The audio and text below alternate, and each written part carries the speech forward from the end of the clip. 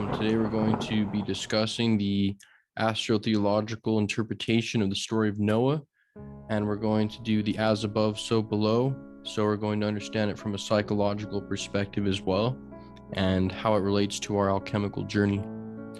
So we know that Noah is instructed by Elohim to gather his family into the ark because a flood is coming, because humanity is behaving wicked against the will of the higher aspect or the higher nature.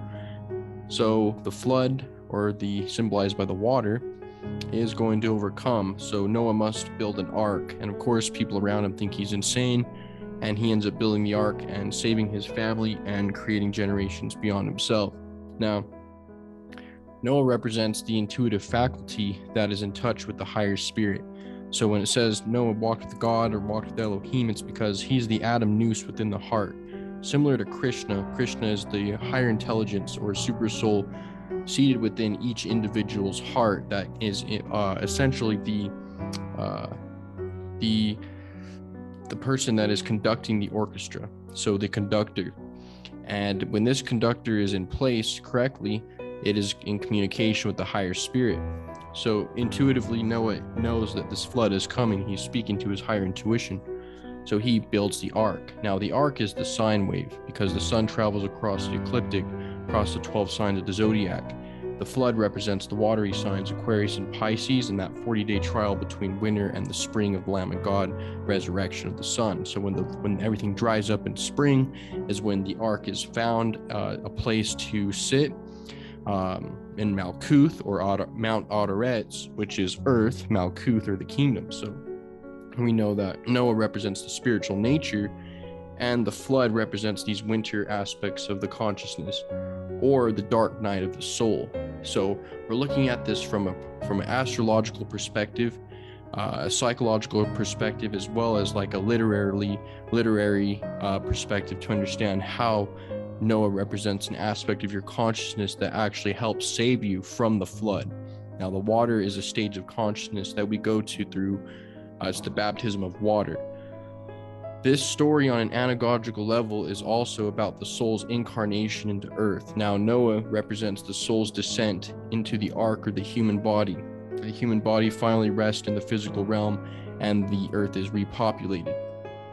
The negative aspects that take place are the fallen angels or the fallen aspects of the consciousness between that higher aspect of the creator and the mid part of the physical manifestation. I like to say that this is the kingdom of heaven or the spiritual realm between here the spring equinox and the summer solstice, and here would be the physical incarnation or the underworld. So Noah in Hebrew means rest, calm, quiet, peace, tranquility, equilibrium. This is how you reach the inner knower or inner Noah, which is the Adam nous within the heart that gives you direct access to your consciousness, which shows you, right or wrong, or to take a certain action.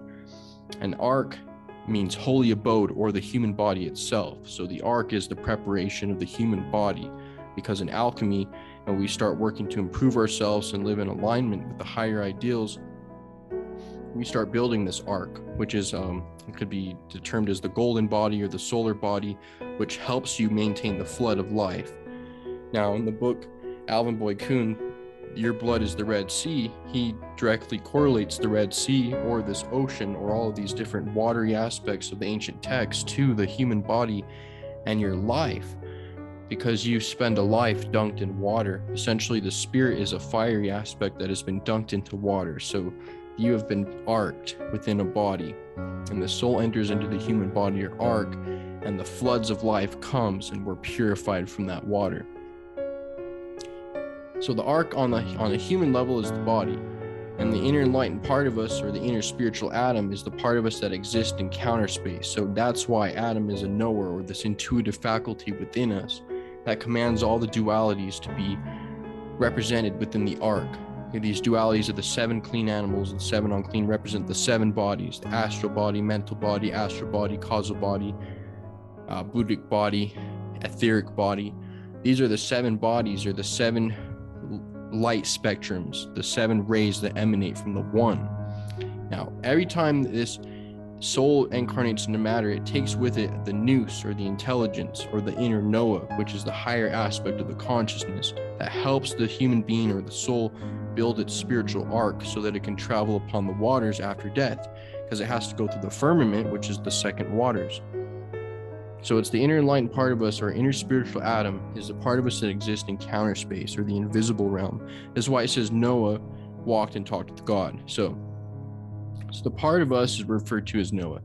So Noah, of course, is the sun and is connected with our inner sun, or the invisible sun that shines and illuminates. This is why Noah is the righteous man that everyone thinks is crazy, but he's the one that's building the ark, and his family is worthy enough to become the ark. So it's representing the perfect family and representing the family getting on board to higher ideals and entering the ark of self-improvement on a psychological level. But essentially, it's that we have to refer to the meaning of the names. Now, Noah in Hebrew means rest, calm, quiet, peace, tranquility, equilibrium.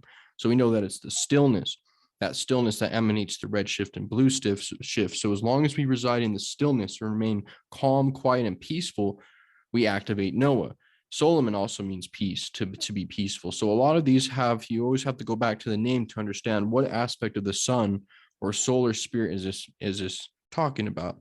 So Noah, when we're in rest, calm, peace, and equilibrium, and we're retaining our energy, of course, water is representative of the sexual energy. So when we control the sexual energy and prepare for those urges that come from the flood of Noah, we transmute our animal nature by going into the ark until the flood goes away. And when we come out, it's springtime, the resurrection has occurred, the seed has risen to the head, and the brain is blossomed, full of all of the illumination that is needed to continue your generations here on earth. So the infinite being always finds favor on the solar hero. So we always see, Arjuna and Krishna, or we have Moses in the burning bush. We have a higher enlightened being speaking to, the human soul, which would be manifesting as Tippereth in the human life. So we have the higher human soul, and then we have the God. We have Arjuna, Krishna. We have, Joseph in the coat of many colors, and then he's revealing from his higher self and intuition through his dreams. He's communicating with that higher being. So in this story, Noah is the solar hero who builds an ark and saves his family from the flood, along with the animals. And of course, the animals boarding the ship in twos are our inner polarities. And this occurs when the body incarnates into the physical realm of redshift and blue shift. And it's also a symbol of Gemini and the sun going through Gemini, because in these solar stories, there's always has to be a twin or a double or a duality symbolized by Gemini. So as the sun travels through the 12, it'll manifest these different aspects. So of course, the ark is the 12 zodiac in the circle. This is the boat, and this boat is also the human body on a human level.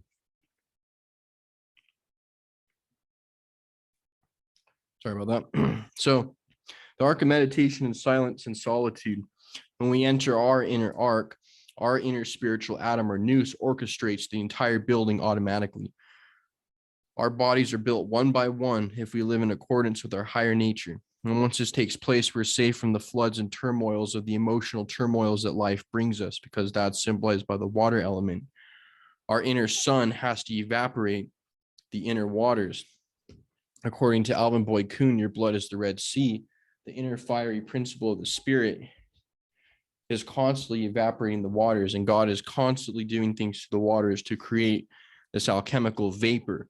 And this inner vapor in the body rises. In the same way, when you cook liquid in a vessel, that vessel becomes vaporous, and that vaporous is the spirit that's extracted from the water.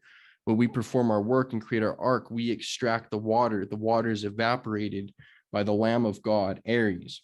That fire resides in the head and evaporates and draws up the soul and spiritualizes the nervous system, which is also symbolized as building the ark, because the ark is made of wood, and the wood is representative of the wood and the two trees of knowledge of good and evil, and the tree of life.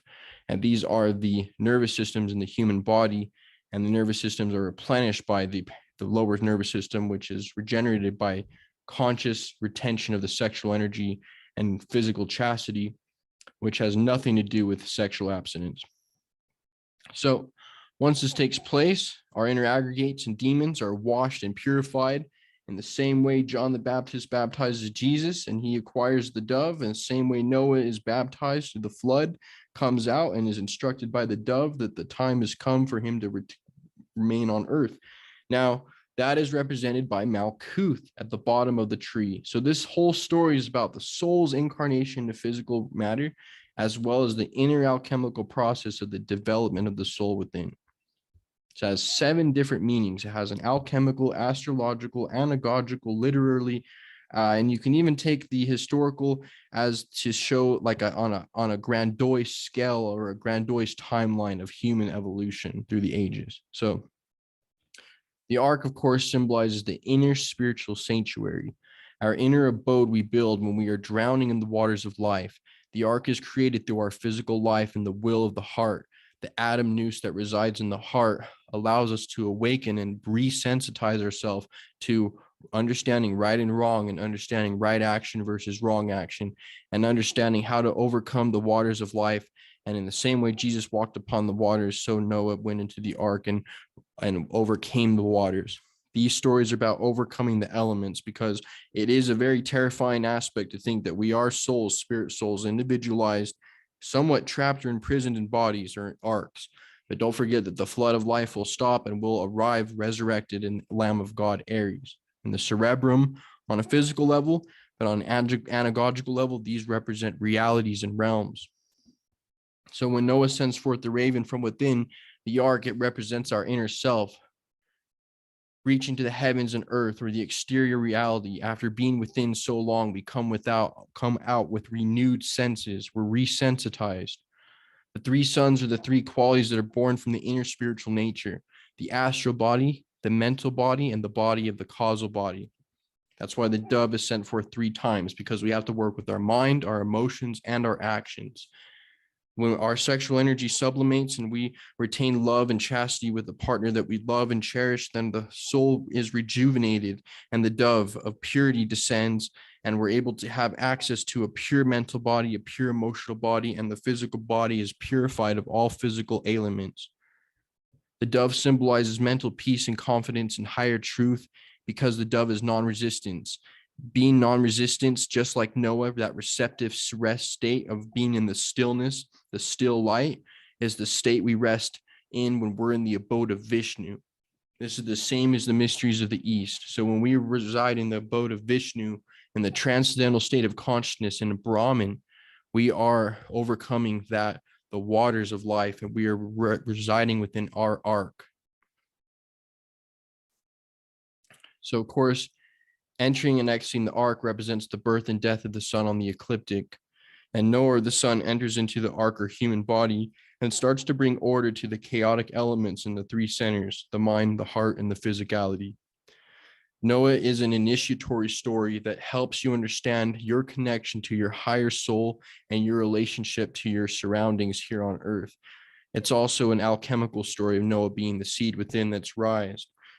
It's rise, when the sun is evaporating the waters and they're able to exit the ark. Of course, that is in spring. So Aries represents the head. So we've gone through Aquarius and Pisces, and the waters are transmuted. Noah is the part of us that is the higher nature that obeys the messages from the cerebrum, or the higher mind in the brain. We have to go from the earth level to the water level in our ark.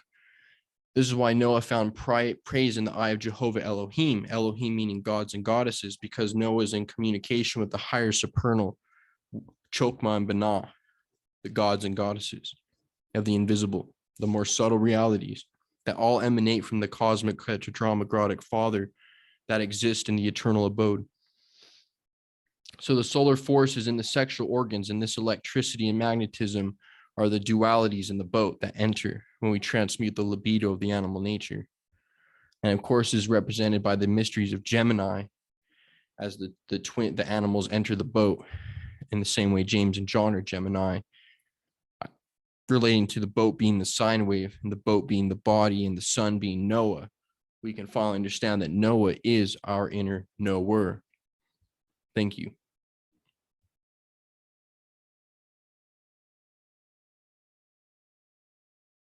Today we're going to be doing an astrotheological sermon on the mysteries of Noah. This will be a basic introduction into understanding biblical allegories and how they relate to us in a celestial sense, as well as an psychological, spiritual sense as well. So we're going to be following the Hermetic principle of as above, so below, relating it to the story of Noah, and understanding how this can open up a beautiful activation on the inner planes, so that we can seek for an inner transformation when we're preparing our own personal arc, which will be going into the meanings of some of these words that appear in the story and how it relates to different aspects of our consciousness on the alchemical journey through the earth stage of consciousness, entering into the water stage of consciousness. And wanting, for whatever reason, I've just been kind of intuitively prompted to start off with Noah. So let's get right into it. I'll share my screen briefly.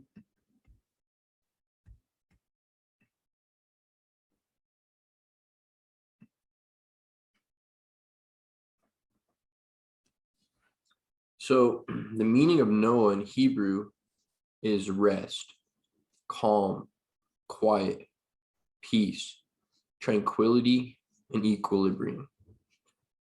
Ark is a holy abode. Esoterically is the human body. The soul enters into human body, or the ark. Floods of life come, and we are purified. This is the essence or summary of the story. Now, on one level, this is the ark that Noah builds. Noah is the sun. Noah is the inner part of us that exist in the bliss of Brahman. Brahman is the effulgence of the Lord Krishna, or the cause of the counter space realm. Noah, meaning a place of rest, calm, quiet, is the inner part of us that is unperturbed by the four elements. It is the part of us that's connected to the highest states of consciousness. That's why it's said that Noah walked with God, meaning that Noah is the part of us that's connected to the top of the tree of life, Kether, Chokmah, and Banah. That's the higher father, mother. So our inner spiritual Noah is the higher aspect of our individual consciousness that's above the physical ego, that finds righteousness in God or rest. It also symbolizes the ability we have in youth to take the time to build the ark before the flood comes, because the Shiva, or the destructive principle of God, is always looking to preparing its next destruction to spontaneously allow for creation. So our karmic reactions create catastrophes when we just behave recklessly in the lower mind and do things selfishly. Then when the flood comes, we haven't built our ark, we get swept away.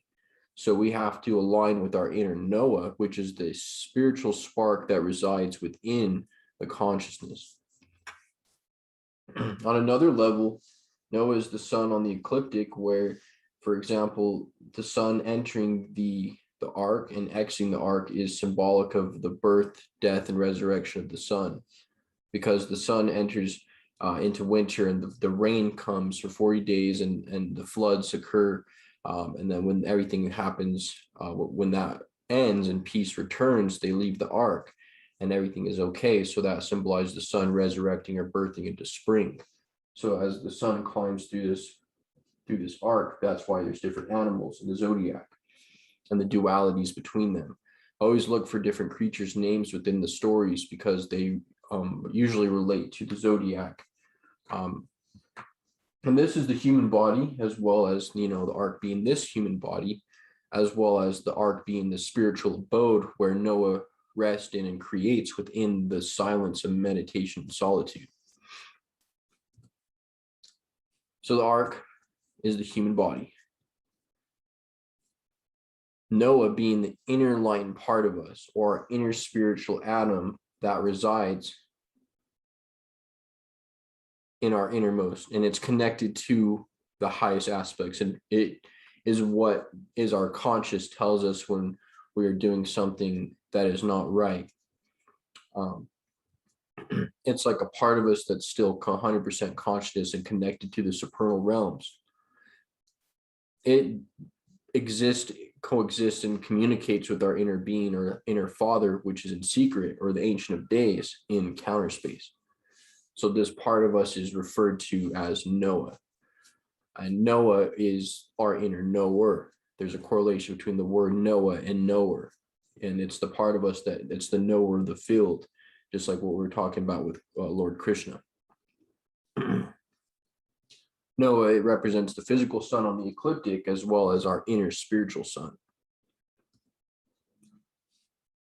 So in all of these stories, the infinite being or the high creator, where it be Jehovah, Yahweh, Christos, the Logos, Quetzalcoatl, the high level being, Vishnu, always finds favor in the solar heroes. So Noah is a just man, and he represents the part of us that follows the highest principles of nature, that is compassionate, the inner Christ that dwells and enters within the body or the ark. So Christ enters into our arks and starts bringing order into things. So in the story, Noah is the solar hero who builds an ark and saves his family from a flood along with the animals. And the unclean animals come in by twos and the clean animals come in by sevens. And thank you, Bill Donahue, for explaining that the animals that come in clean with seven represent the seven chakras and the kundalini and the pure thoughts and the pure things that we have to bring into our ark. Because in the story, Noah has to bring in dualities of animals, and in clean ones, he comes in by seven. This represents the dark aspects of ourself have to be reconciled, as well as the clean aspects that are in alignment with the true divine nature. And we build our ark of meditation and solitude, which we refer to in the definition. It's a place of a sanctuary or inner place of peace, where Noah, which means rest or peace or tranquility or equilibrium, connects with this ark, and then this order happens. So the Christ comes into the human body and creates an order. So when the flood comes, there's the ark that saves the soul, and the soul is going from the earth level of consciousness to the water level of consciousness. So this is also in alignment with the seasons and the ecliptic and the sine wave, as Noah represents the sun on the ecliptic. So the animals born in the ship in twos are our inner polarities, and they come in with us to the body as we incarnate. So of course, the ark is 12 zodiac, and it's this circle. This is Noah's ark. And on another level, on this fundamental plane, ark of meditation, of silence and solitude, we enter the ark of solitude, meditation, self-inquiry. Through various practices and techniques, we begin building our ark. And naturally, this occurs as well. As the cerebral spinal fluid regenerates the body, it's creating the ark. Once this takes place, we become immune to the floods of life and the disastrous effects of emotions. Like we will no longer have to have emotional outbreaks or have emotional tantrums or be affected emotionally from external things without our inner Noah allowing it or not. So we have our inner guidance system activating by moving from the earth level of consciousness of fear into the water consciousness level consciousness of understanding and truth. So once this takes place, our inner aggregates and demons are all washed away. As the flood comes, we need that inner purification from the waters. It rains for 40 days and 40 nights, representing completeness. So we become complete when we are aligned with our inner Noah. Our inner Noah is similar to Arjuna, and Noah communicates with God in the same way Arjuna communicate with Krishna. So our inner parts, our inner higher personality would be Noah, the inner sun, which connects to the inner spiritual sun, which would be Christos or Christ or Vishnu. So we have to put to death the carnal mind, transmute our waters, and enter from beta to alpha, which is from chaos to a sense of peace, by allowing us to create our ark and use the ark, which means calm, quiet place. Now, it's important to know the three sons of Noah. The three sons of Noah represent the three aspects of consciousness that are born, or the qualities of the mental body, the body that lives in the counter space realm, as well as the astral body. And they represent different aspects of our consciousness that are given birth once we follow through with this process within. Now, Noah is always obedience to the inner father, or the cerebrum. The cerebrum is our higher guidance system, and Noah is connected to it and resides. And by doing this, we purify our lunar consciousness into astral consciousness, and we're able to wake up in dreams, have full control of our sexual energy. Notice how Noah was in a boat in the ark, and he was at peace when all of this was happening, the floods, and the people that he was with woke him up and said, "What is going on? Why are you asleep when all of this disastrous things are taking place?" Because he's always in the enlightened state of consciousness. And that boat is also the constellation Argus. And also, not to mention that also Jesus was in a boat with the fishermen when the storm came, and they also told him to wake up, master, why are you asleep? There's a storm coming, because that part of us is at rest. Jesus and Noah represent the part of the consciousness that is in the abode of Brahman. We are here, right? We're here right now. We are coexisting with that substratum, and that is our ark that we can use to latch onto. When the physical body gets flooded and swept away through life, or literally, we can be resting in our ark, our spiritual abode. So the ark is the human body as well as the spiritual abode. So when Noah sends forth the raven from within the ark, it represents our inner self reaching out to the heavens and earth, or the exterior reality after being within. So this ark that we create, we have to communicate with the external heavens and the earth as well. So we send forth the raven. So it's actually interesting to see that raven represents one of the animals that's Scorpio, because Scorpio is the raven as well as the scorpion, and the phoenix as well. Now, this raven is the part of us that we send out to communicate with the physical world, to send a message to the creator, to say, is it okay to step out now? Is it okay to come down to a level of being able to communicate on a physical level, to come down a bit, grounding.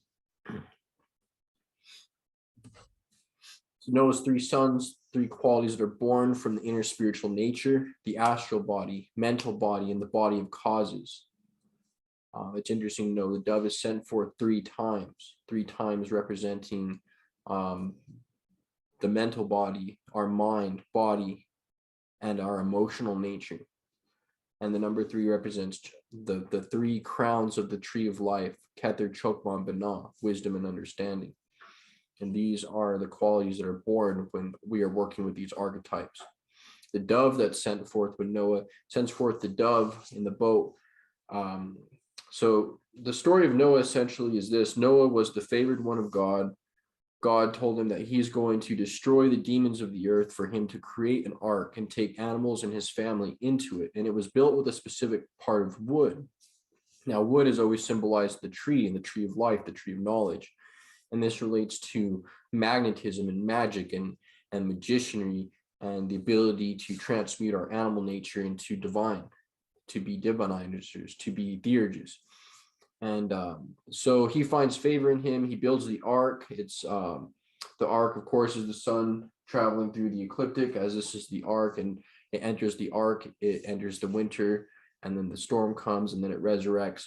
After he is there for a long time, he sends forth different animals like doves, the doves and the raven, to check and see how things are going out there, if it's safe to return from the ark yet.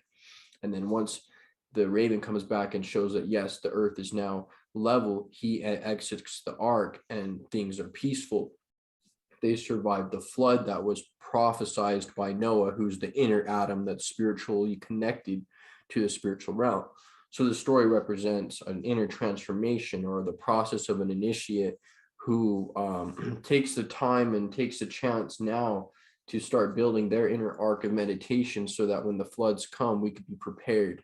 We have saved our energies. We've saved our sexual energies. We have done our duties and our services to mankind. We have become solitude and create mental clarity and it practiced the inner dwelling of meditation so that we can rise from the earth level of consciousness into the water level of consciousness.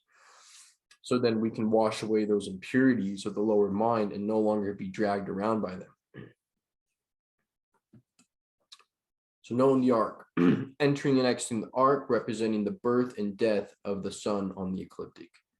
Noah, or the sun, enters into the ark, our human body, and starts to bring order to the chaotic elements in the three centers. So Noah represents, look at him, he's the master carpenter. Right here we have what I would call Masonic symbology, showing that he is the higher Mabith within us that is creating structure within our psyche, building order. He's building the ark. He's the wise man within ourselves that we can connect to.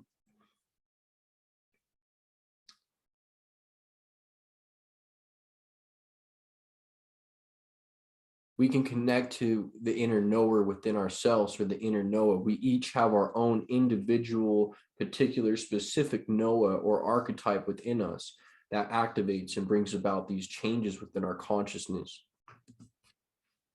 So what can we draw from this? That Noah is an initiatory story. Noah is the part of us that is of the higher nature and takes orders and is in direct connection with the cerebrum, or the RAM, or the higher mind, which is the Father who dwells within. And it helps us go from the earth level of consciousness to the level of water. Noah is the part of us that finds praise in the eyes of the universe. It's the part of us that is conscious of other people's suffering, the empathetic nature, the compassionate nature, the part of us that will step up and say, hey, you know what? I'm done with these bad habits. I'm done hurting people that I love. I'm done, the flood's coming. I can tell that the disaster is brewing. It's time to meditate and attach ourselves to spiritual things rather than have material absorption and only seek for material sense gratification. We can put our ideals in the spiritual nature like Noah did. Because Noah was an upright man, God found favor in him, told him to build an ark. He was instructed to go into the ark. He brought in the dualities of animals, which represent the zodiac. The ark represents the sun and the ecliptic, and this is just like the Knights Round Table of King Arthur. Instead of the round table, this is the ark. So this changes, the story changes, and this is what changes, but it always means this. It always references the soul incarnation to the human body, or the spiritual creation. So in Noah, or the solar heroes such Moses, Noah, or all of the various characters represent different aspects of the initiatory journey of the alchemical changes. So this is definitely going to go well with the alchemical series that we're working on as well, where we've gone through Aries, Taurus, and now Gemini of the 12-part alchemical process.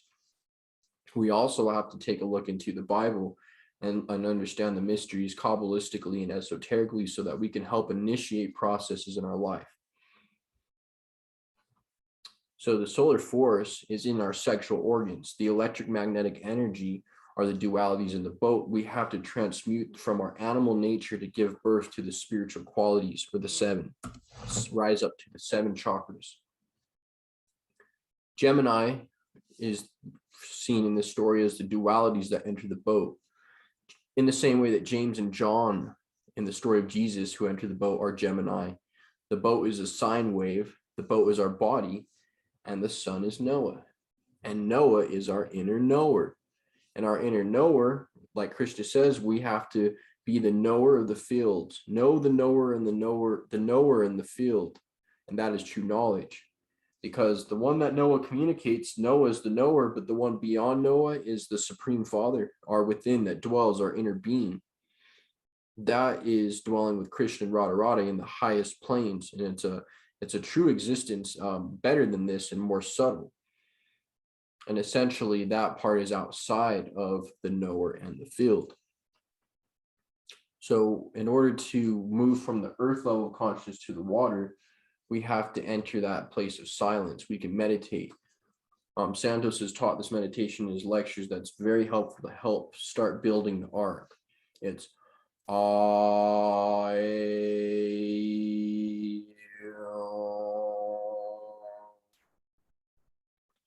you're sounding out all of the vowels. A, E, O, I, O. and you're bringing the energy up and around and cooling it down at the heart. You're entering Noah, the silent abode within, until the ark is complete, the flood has come, and you've reached the water. The water has purified the earth, and you're ready for air, level of consciousness, and finally fire, which is the purified, Christified mind, which we'll be talking about in future lectures. Another way is to listen to beautiful music like classical Mozart, Chopin, Debussy, very beautiful music that can help you ascend to the deepest levels of consciousness and find your calm and quiet place, so that the material modes of nature and emotions don't have to affect you. You can have your arc in place. The earth, to master the earth consciousness, we should take up some type of physical routine. We should exercise daily. We should take care of the physical maintenance of the body. We could have a brush and perform body brushing every morning and brush our pores and breathe in and out of our pores by breathing in and out of our body rather than our lungs. We use our imagination to breathe in and out of our body. This is another way to work with ourselves on a physical level. Making sure that we're exercising every day, living in our peaceful abode of meditation, either throughout the entire day or at specific times. Preferably at the time of Libra at 6 p.m. or 6 a.m. Aries is the best time for meditation or internal alchemical transmutation. So what are the aspects that, Noah had to build this ark and be protected from all of the aggregates that the God wanted to cleanse the earth of, right? Well, who are these negative entities that the flood was going to wipe away? Well, they're none other than the lower aspects of our mind, the inner parts of us that cause a lot of problems. Selfishness, greed, lust, gluttony, wrath. And if we work with our inner Noah and we activate this part of our brain right here by abiding here, instead of abiding down here in Egypt, which is below the kidneys, we can abide in Jerusalem. Or actually, this is heaven. Jerusalem's the heart. This is the kingdom of heaven. Abide here with the Father and the Son, Father, Holy Spirit. So as we can see, we're going to be diving into the initiatory mysteries of the Bible, and also looking forward to doing this with the Upanishads as well. I hope you've enjoyed this intro into astrotheology. I hope you enjoyed this sermon, and I deeply appreciate you guys. Please reach out with any questions. I would be more than happy to answer, and I'll see you guys next time. Thanks. Bye. Abraham. We're going to be looking at this from an alchemical perspective, as well as an astrotheological, biochemical, and understanding it from a perspective that allows us to see the truth about where we come from. So in the Eastern traditions, they're very in touch with the ability to communicate with what they would call like the divine mother or the divine father. In the West, we're prescribed more of a masculine only, only to have like an inner father principle. But the idea is that in the East, they have them as like archetypal gods and goddesses. But in the West, we have them as in the stories, humans on the sense plane. So like we have Abraham. It's a story of supposedly a man who is blessed to have, lots of offspring and promised by God various things through covenants. And essentially, just because this is taking on the sense plane and seems to be history, what it's really talking about is the light, the realm of light. So we're going to be discussing how Abraham dwelt in the city of Ur and was told by God to get out from his kindred's house and to leave that land. And he goes from that land because he's promised that he's going to have children, offspring. because his wife, Sarah, who in this story represents the divine mother or the divine matter energy, the divine consciousness or the emotions, she is barren and unable to reproduce at this moment. So he's instructed by this invisible father presence, the inner God within, and told to, go out from that city, and he will inherit lands and nations. And he's put to the test through various initiations. Comes to the point where he's unable to have offspring and ends up, she tells him to go on to her handmaid, Hagar, which is considered her handmaid, or her mistress is Sarah. So Hagar conceives with Abraham because you couldn't have a kid with Sarah. She represents the spirit. There's always the sexual connotation because the mysteries are very sexual. They have to do with the transmutation and the perfection of the soul. So I'm just giving an overlay of the story, so when we get into the presentation, we can kind of understand where all these characters play about. And feel free to ask any questions, chime in at any time. Always, here to good time to interact. So let's utilize it. So Abraham's put to the test in various ways, and pretty soon he is able to conceive Isaac with Sarah, and it's a miracle. And their names are changed, and they're added an H to it, which is a symbol of the initiation that takes place within the soul, within us. And Isaac is then, of course, there's another sacrifice where, they're taken to the mountain, and Isaac is said, God says, hey, Abraham, you're going to have to sacrifice your son, prove yourself. And Isaac goes up, and you know what? They both agree to it. They go up to the mountain, and instead of Isaac being sacrificed, God steps in and says, hey, I was just testing you. And go ahead and there's the lamb. They sacrifice the lamb. So we have another mystery of Golgotha taking place. We have the story taking place. It's very similar to the sacrifice, the crucifixion. And we know that Aries is ruled by the brain. So let's get into it. So Abraham represents the individual spirit, the brain in Sarah. Abraham and Sarah, the cerebrum, also with the cerebellum. We're talking about the mysteries of Aries and Taurus, and how the brain and the throat, how the throat is the feminine aspect and produces words. And this word is infundated or fertilized by the air or the breath. So whenever the air or breath comes through our throat chakra and we produce words, that we produce the child, the son. So this is like that parental aspect that takes place. And on a biochemical level, the story kind of explains how this process takes place and how you're manifesting and how you're creating with the word, making the word made flesh.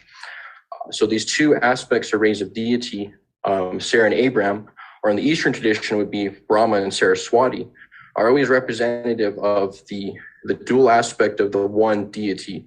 So on the tree of life, we have Kether, and Kether splits into Chokma and Binah, which would be love and wisdom. So anytime in your life when you have access to this love and wisdom, these principles in our life are always helping to nurture the soul and guide it and put it through tests and initiations throughout every aspect of our life, whether it's in our childhood, our adolescence, our adulthood, as we get into old age. We're tested in various different ways. And all of the tests come through the 12 zodiac. The 12 zodiac are the 12 aspects, the 12 archetypes. And these all represent the lands that Abraham is to inherit and the seeds that he's promised. And the story is supposed to make you feel an emotional change within, because you're like, well, Abraham can't conceive of Sarah. And it turns out that, they're 100 years old. And once they do, it's a very shocking aspect. It's a miracle. So then when he's told to sacrifice Isaac on the mountain, and he does that, he's revealed. So this is the same story as Moses, the same story as Jesus. And we're going to kind of go into what George W. Carey talked about, Sarah and Abraham, and the importance of why they got that age. Because as you know, Sarah and Abraham are the physical representations of the God and goddess, love and wisdom. And on the sense plane, they're tested, literally speaking. So when they're tested and they perform the different various initiations, their name is changed with the letter H. So they become Abraham. Abraham becomes Sarah. Sarai becomes Sarah. Abraham becomes Abraham. So George W. Carey says, why was letter H added to Sarah and Abraham? Heth, or Shet, is the 8th letter of the Hebrew alphabet and means a field, something perceived or that can be cultivated. In short, spiritual perception. In the story of Sarah and Abraham, we find the marvelous truth that the age imposes no limit or barrier to the birth of the incorruptible seed, or Peter, for it is eternal life. Sarah, at the age of 90, is told by an angel that she will give birth to a child. Abraham, at the age of 100, receives information that he would be the father of an offspring. Immediately following these revelations, the letter H was added to both names. See 16 and chapter 17 of Genesis for that information.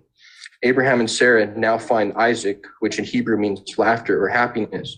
Thy seed shall be as the sands of the sea. Unto Abraham, his seed was the promise given, and unto thy seed, which is the Christ. Abraham, Isaac, Jacob, Noah, David, Solomon, Isaiah are not historical characters. Plotinus, Pilate, Darius, Pharaoh, Herod are names of ruling offices or functions with not certain individuals. No dates being given to any so-called transaction in the scriptures or to any of Paul's epistles, nor to the Acts of Apostles. Pilate means dart, javelin, a giving up or death. Plotinus means sea, the open sea, marine. Herod means heroic. Pharaoh means rulership. So essentially, all these characters have to do with the incorruptible seed, and that seed in this case is Isaac.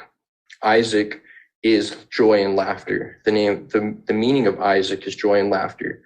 So when we put together the names, if Abraham represents our individual spirit, and the brain and Sarah, let me just make sure everything is okay on this end. I want to make sure I'm okay. Looks and sounds good. Awesome. So the brain and Sarah and the throat, we already went through that.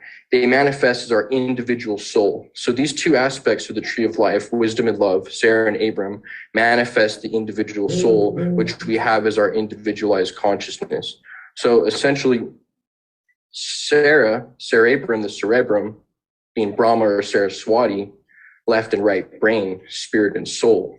Isaac meaning one who laughs or one who rejoices.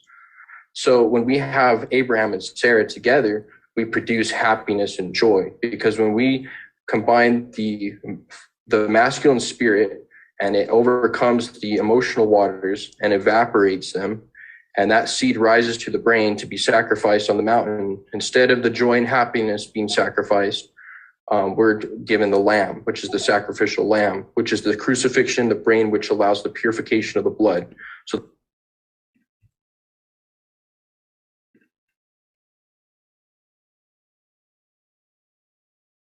different aspects of the creator. So we have the three sons. We know that the human body is the microcosm, or the below the macrocosm. And man consists of mind, body, and soul. We have the physical and the invisible, and then we have the mediator between the two.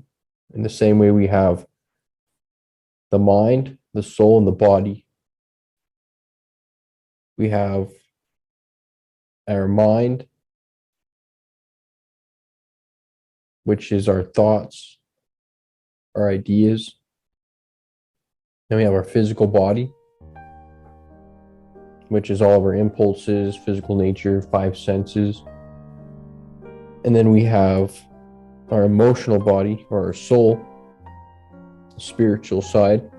So we have the three aspects within ourselves. We have the spiritual, the physical, and the mental, emotional. So the invisible sun, the sun that has three aspects manifest in three different ways, still coming from the same aspect. The first sun is the personal aspect and is the conscious, intelligent aspect of the creator that has the same qualities like a father would to its children, or a father-mother relationship to its creation, has personal aspects to its consciousness. The field is intelligence. It's endowed with intelligence, beauty, wisdom. We went through the three aspects of God in the lecture of Hiram Abiff: strength, beauty, wisdom, or Kathir Chokma Bana. These three different rays of the sun manifest in these ways and even end up creating the microcosm in the same fashion. We have our physical body, which is where the personality is. Then we have the mind, And then we have the soul. Mind, body, soul. And these three different aspects are one, and that's how the on-manifest manifest and crystallizes and becomes dense in order to learn the lessons of becoming more dense and essentially becoming cold or going down in the sine wave into material matter, to experience the self-differentiation of the individual egos so that they can climb the ladder back up to cause with self-realization. So the first aspect of the sun is personal, has human aspects, but higher forms of these, such as caring, the ability for supreme loving kindness, supreme compassion, supremely merciful. So, even the Creator still looks out for us, even though we make mistakes, and always is striving to make us improve. We know the ray of Saturn helps us discipline our life. The ray of Mars helps us with our willpower. The sun helps us understand who we are, where we come from, and our spiritual heritage, and understand how to ignite our spiritual fire and end up start creating the solar bodies, which helps us to have conscious awareness in the superior spiritual dimensions, or the more subtle realms, and not just in the physical realm, the dreamless realm and the dream state, or the three gunas. So we have the first most subtle invisible level, which is the invisible spiritual personal aspect, which is that's in the same way as the soul and human in the microcosm. And the next level is the mental or the intellectual sun, the rays of the sun. Now it's been said by the ancient sages that the sun is pure intellect, the sun that we see in the sky. That energy is pure mental power of the Creator and manifest all forms. And that sun, that mental sun, is what gives us our ability to have mental cognition, to be able to think, to produce ideas, and to connect the dots, and to understand and self-reflect. So by activating our mind, we understand that our mind is what connects the soul, the most subtle aspect, to the field, the mediating principle between the soul and the body. So we tap into the mysteries of the inner being. We then apply intelligence to our mind, and our mind in return gives us the aspect of the human body, which then carries forth the divine action. As above, so below. You're allowing the divine idea, the divine ideal, the divine ideal to manifest through your actions, through your word, your emotions, and your actions. So thought, emotion, and action are the three: spirit, mind, body. Invisible sun, spiritual sun, which is like the Father, Mother, Creator. Then you have the mental rays, the effulgence, the intellectual realm, the mind and man. And then we have the physical aspect, or the physical body, which manifests as the physical sun, which warms our realm, which allows us to see all the different changes of the seasons that the sun occurs and allows all things to manifest and all life to continue because of the physical sun. But the physical sun's also dual in nature. It's in the realm of the physical realm, so it has a dual nature where it can also burn, cause drought, or cause problems, but also gives benefactor of good and evil.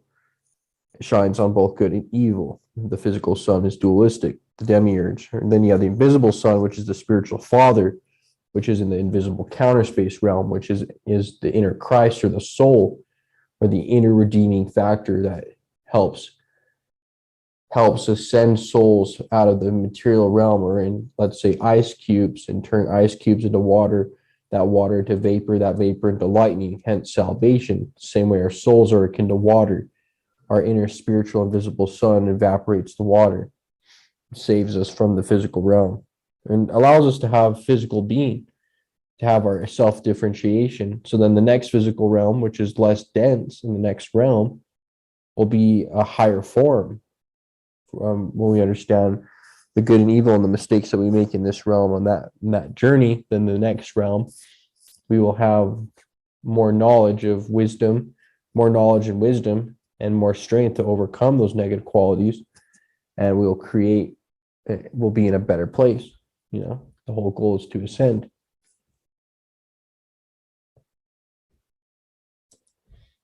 So in the natural world, we could verify that the sun produces growth. The electrifying rays of the sun permeate the entire universe and allow plants to grow, trees to reach and aspire to reach to heaven, just as the branches do. And that solar energy transforms water by evaporating it into the clouds, and that cloud produces lightning. And we know in the Bhagavad Gita, Krishna says, of all weapons, I'm the lightning bolt. Because lightning is the outcome of this alchemical process, light. And that water that pours down from the heavens rehydrates and completely nourishes the planet, which is the mother. And that water germinates the planet and allows new life to grow. So in the same way, the spiritual sun wants us to grow and to produce and to always progress and be positive, and to be a ray of sunshine and not darkness, to keep our lanterns lit, to keep our oil full, to practice charity, to be strong. If we feel weak, then we need to apply the forces of Mars to have strength. If we're feeling like we are unenthusiastic and morbid, we need to invoke the powers of Jupiter and positiveness. If we feel that we need more discipline in our life, let us hope and glorify the ray of Saturn to allow us to be more disciplined. Make a conscious effort to pay attention in your everyday life, to be self-conscious and self-willed from within to without. So we have the spirit, mind, and the body. So the sun is the physical representation of the invisible Christ, which is the supreme intelligence which emanated from the Father within. The Father within is the cerebrum, which produces the Christ oil, which manifests biochemically. But this Christ is also symbolized in the sun, which voyages through the 12 zodiac, the 12 powers of God are ignited within us, the 12 cranial nerves. We have to overcome these 12 zodiac and actually invoke their qualities and create them. We have to bud them just like flowers. The 12 petal lotus of the 12 of the heart chakra must blossom through a mixture of faith and works in the name of Christ, which is the supreme sun.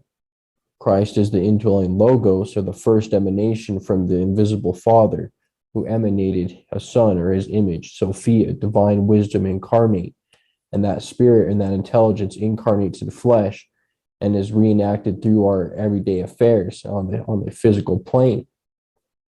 So just as Santos has said in some of his lectures of Jaya, I believe it's called Jaya, Krishna Jaya.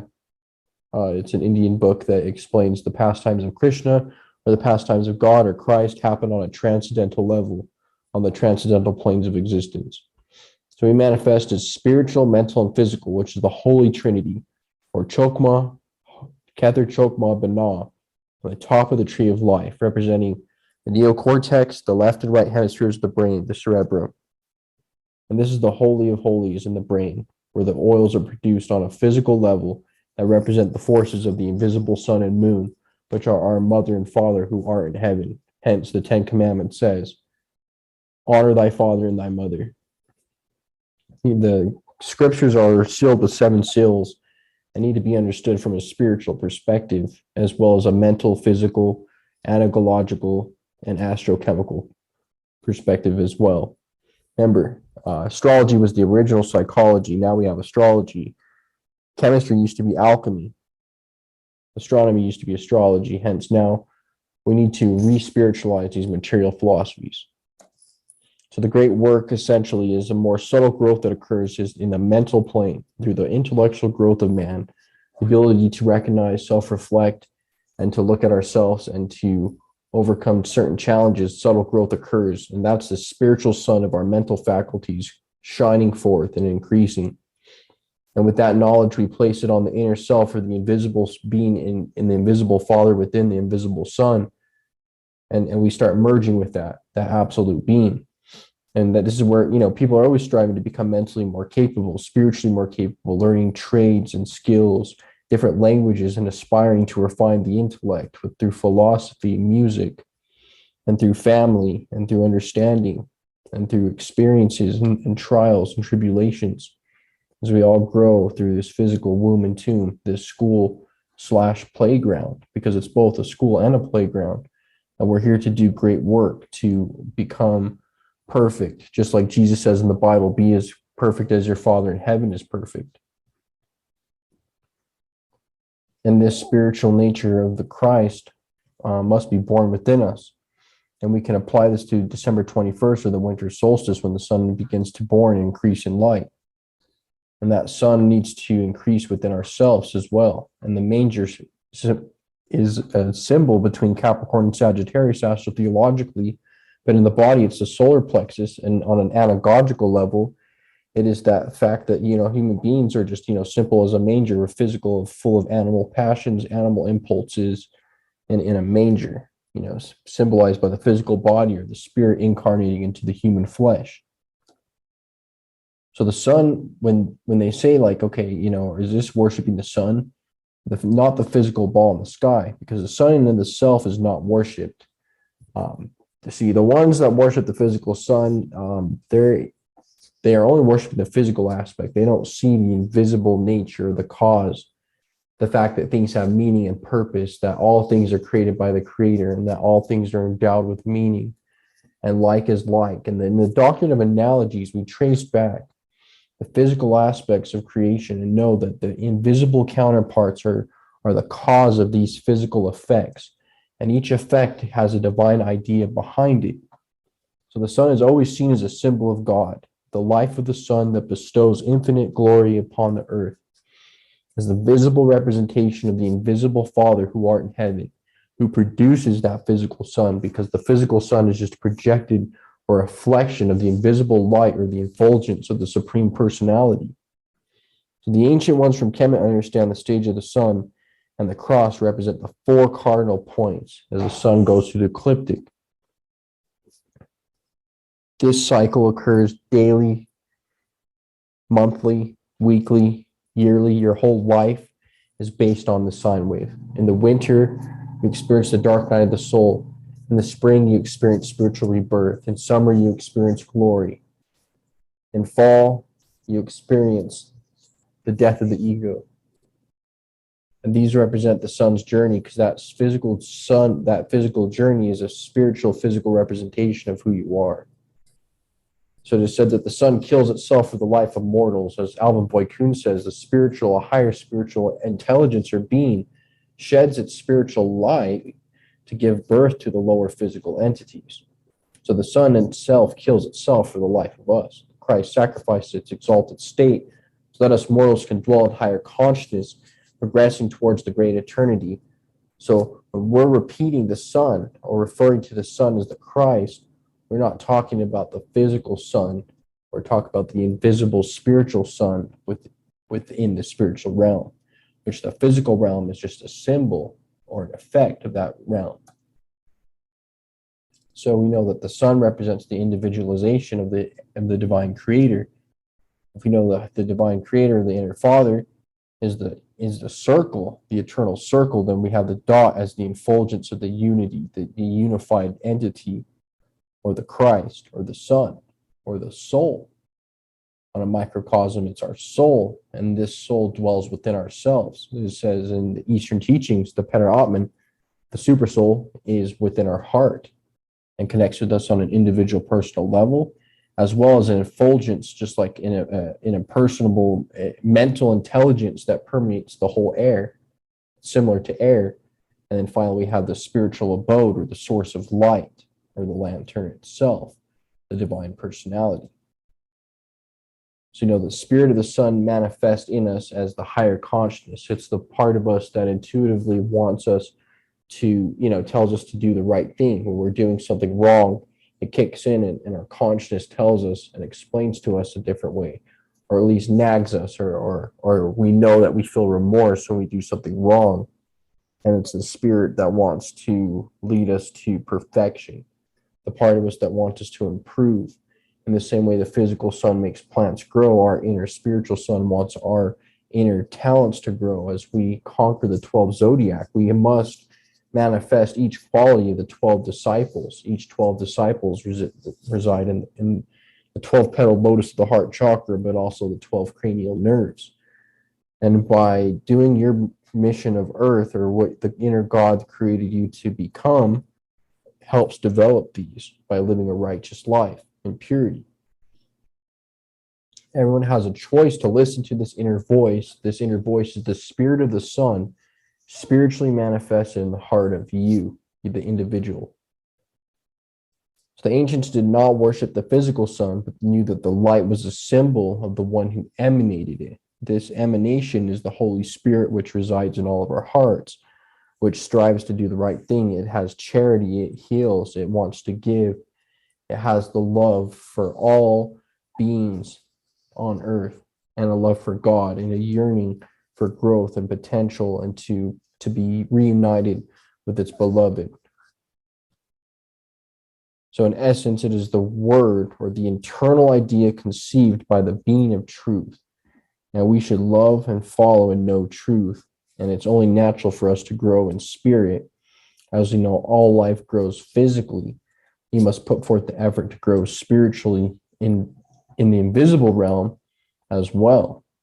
So we can't just develop in the physical realm. We have to essentially, we have to make sure that we're putting effort in on a spiritual level, on the 3 different levels of thought,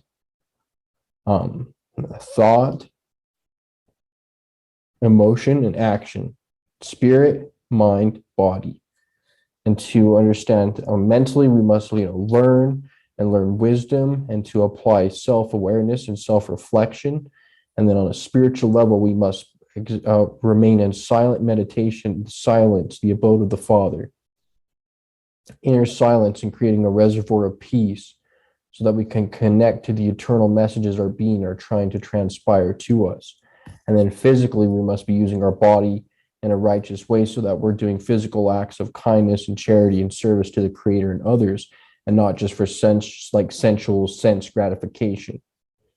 So these are how we utilize these 3 different aspects of mind, body, and spirit, and the 3 sons, and what the ancients did to, in the respective way of how they worshipped and what they thought of Creator, and how Creator relates to the symbolism in the sun.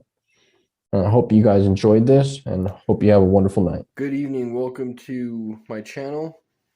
We're going to try to be doing, just simple syncretism, daily syncretism, to understand how the universal mind expands, and how there's only one mind in the universe that permeates through all the individuated aspects, and how that one consciousness manifests as the 12 zodiac signs.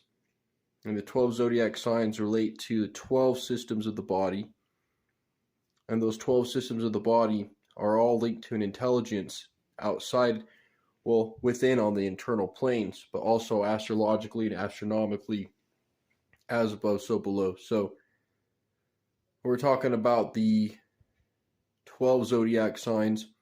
That the light, that is the stillness, or the unified aspect, splits into 2. And that 2 is the dyad, which gives us the sine wave, which is the sun's path on the ecliptic. And once it gives us that, it gives us a split between day and night, hot and cold. But between that split of 2, there's 12. And within that 12 manifests symbolically as the 12 signs of the zodiac that were allotted that by the ancient seers, who prescribed over thousands of years of observation, of understanding cycles of nature, understood that this eternal clock reflected the mind and will of the Creator, or the consciousness beyond the universal womb, or the matrix, so to speak. That these 12 signs reflected the mind of deity and in man, and so made the perfect man or woman, which would be the 12 systems of the body, or Aries, Taurus, Gemini, Cancer, Leo, Virgo, Libra, Scorpio, Sagittarius, Capricorn, Aquarius, and Pisces. Now, the reason why there's been a huge split and division between religion and spirituality is because the organized religion, who has shunned all esoteric knowledge and ancient wisdom that unified all the separate schools of thought, which aren't really separate, but from appearance they are. They hid the fact that the Bible is founded on astrology, and how astrology all works with archetypes and psychology and behavior patterns, as well as seasonal patterns, and how They reflect the mind of God, and how in the Bible, it was even Job told, it was told to Job, explain, can you tell forth the Mazzaroth? Basically, Mazzaroth in Hebrew means circle of animals, and the circle of animals is the 12 signs of the zodiac on the ecliptic. And that it was also said to know your signs and seasons, and can you bind, are you bound by the Pleiades?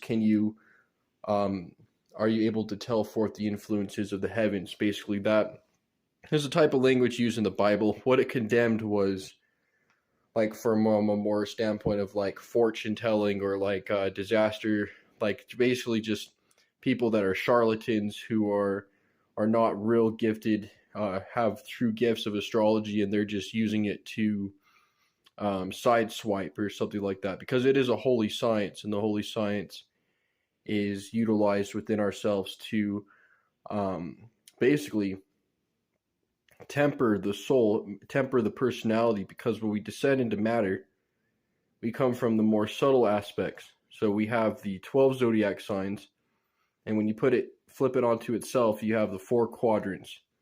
So the 4 quadrants are fire, gas, liquid, and solid. So you see the most subtle being light, gas, air, liquid, soul, solid, body, matter, because that is the lowest point of spirit, is the physical realm. And that inertia is known as a death. So when that intelligence is entombed or within the womb of matter, it sets out on the journey to temper and perfect and develop each of these 12. These are the 12 zodiac, or the 12 stages of the alchemical process, or the 12 intelligences within yourself. So the initiate has to master from top to bottom, or bottom to top, all the signs of the zodiac within. So the true teaching is that you are all signs of the zodiac, but your sun sign is just your most temperamental sign, your natural sign that you're most prominent in. But you are a living being, always developing these 12 signs in any earth system or in any toroidal field. We know that the physical manifestation takes place on the middle plane of inertia, and that's the realm where all the physical entities manifest their consciousness and their individuality, all individually descending the 7 planets, or the 7 notes, coming from do, re, mi, fa, sol, la, ti, da, from the highest down to the lowest, as that gas and light and vapor solidify and becomes earth, or individual bodies. Now, the mysteries of Isis is that the human body, whether man or woman, is the universal uterus of the Divine Mother. Each body is a uterus that produces a soul, or a Holy Ghost, or an omnipotent presence of spirit. Once the physical body has done its cycle of necessity in the physical plane, it's able to transcend to those higher planes, just like earth and water is vaporized by the sun and transmuted into gas, which then produces lightning. So the crude vessel of earth and water are distilled and alchemicalized and internally vaporized until the soul is ready to manifest itself on the higher planes with the individual consciousness.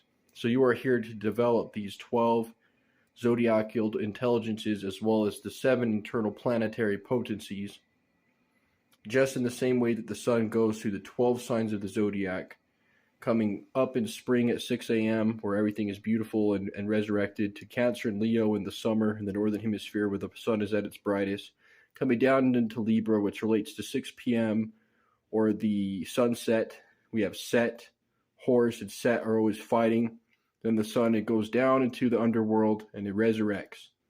That resurrection is the whole mystery, because once the physical body has done its cycle of necessity, it is able to maintain its form and ability in the astral plane and be able to coexist with the internal beings that exist there before it reaches its point where it has to even tread onto higher planes of existence, higher realms, and experience higher velocities. Now, as I explain, each system contains the 12 zodiac. You can never escape the 12 zodiac. The symbols are universal. The potencies are always the same. And human language symbols all come from higher planes of existence. All symbols, myths, truth, stories, all are the encapsulations of the highest truths that man has uncovered from his own self by exploring the nature of reality, which is a representation or physical manifestation of the presence of deity, which is the divine mother, divine father, combined into one, which produced the Christ. Now let's talk about the Christ. The Christ being symbolized by the sun, going through its 12 labors, or going through the 12 apostles, manifesting its dramas. Dramas because the sun is the personal being. The sun is the physical body of the spiritual potency of a personal intelligent being that transcends the limits of space and time, as well as the limitations of the realm of duality, or redshift, blue shift.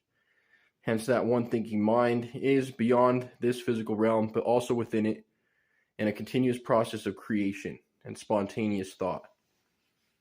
That's why, Christ is within all our hearts. Krishna is within our hearts. Christ and Krishna exist as the super soul, which is the everywhere aspect that's omnipresent.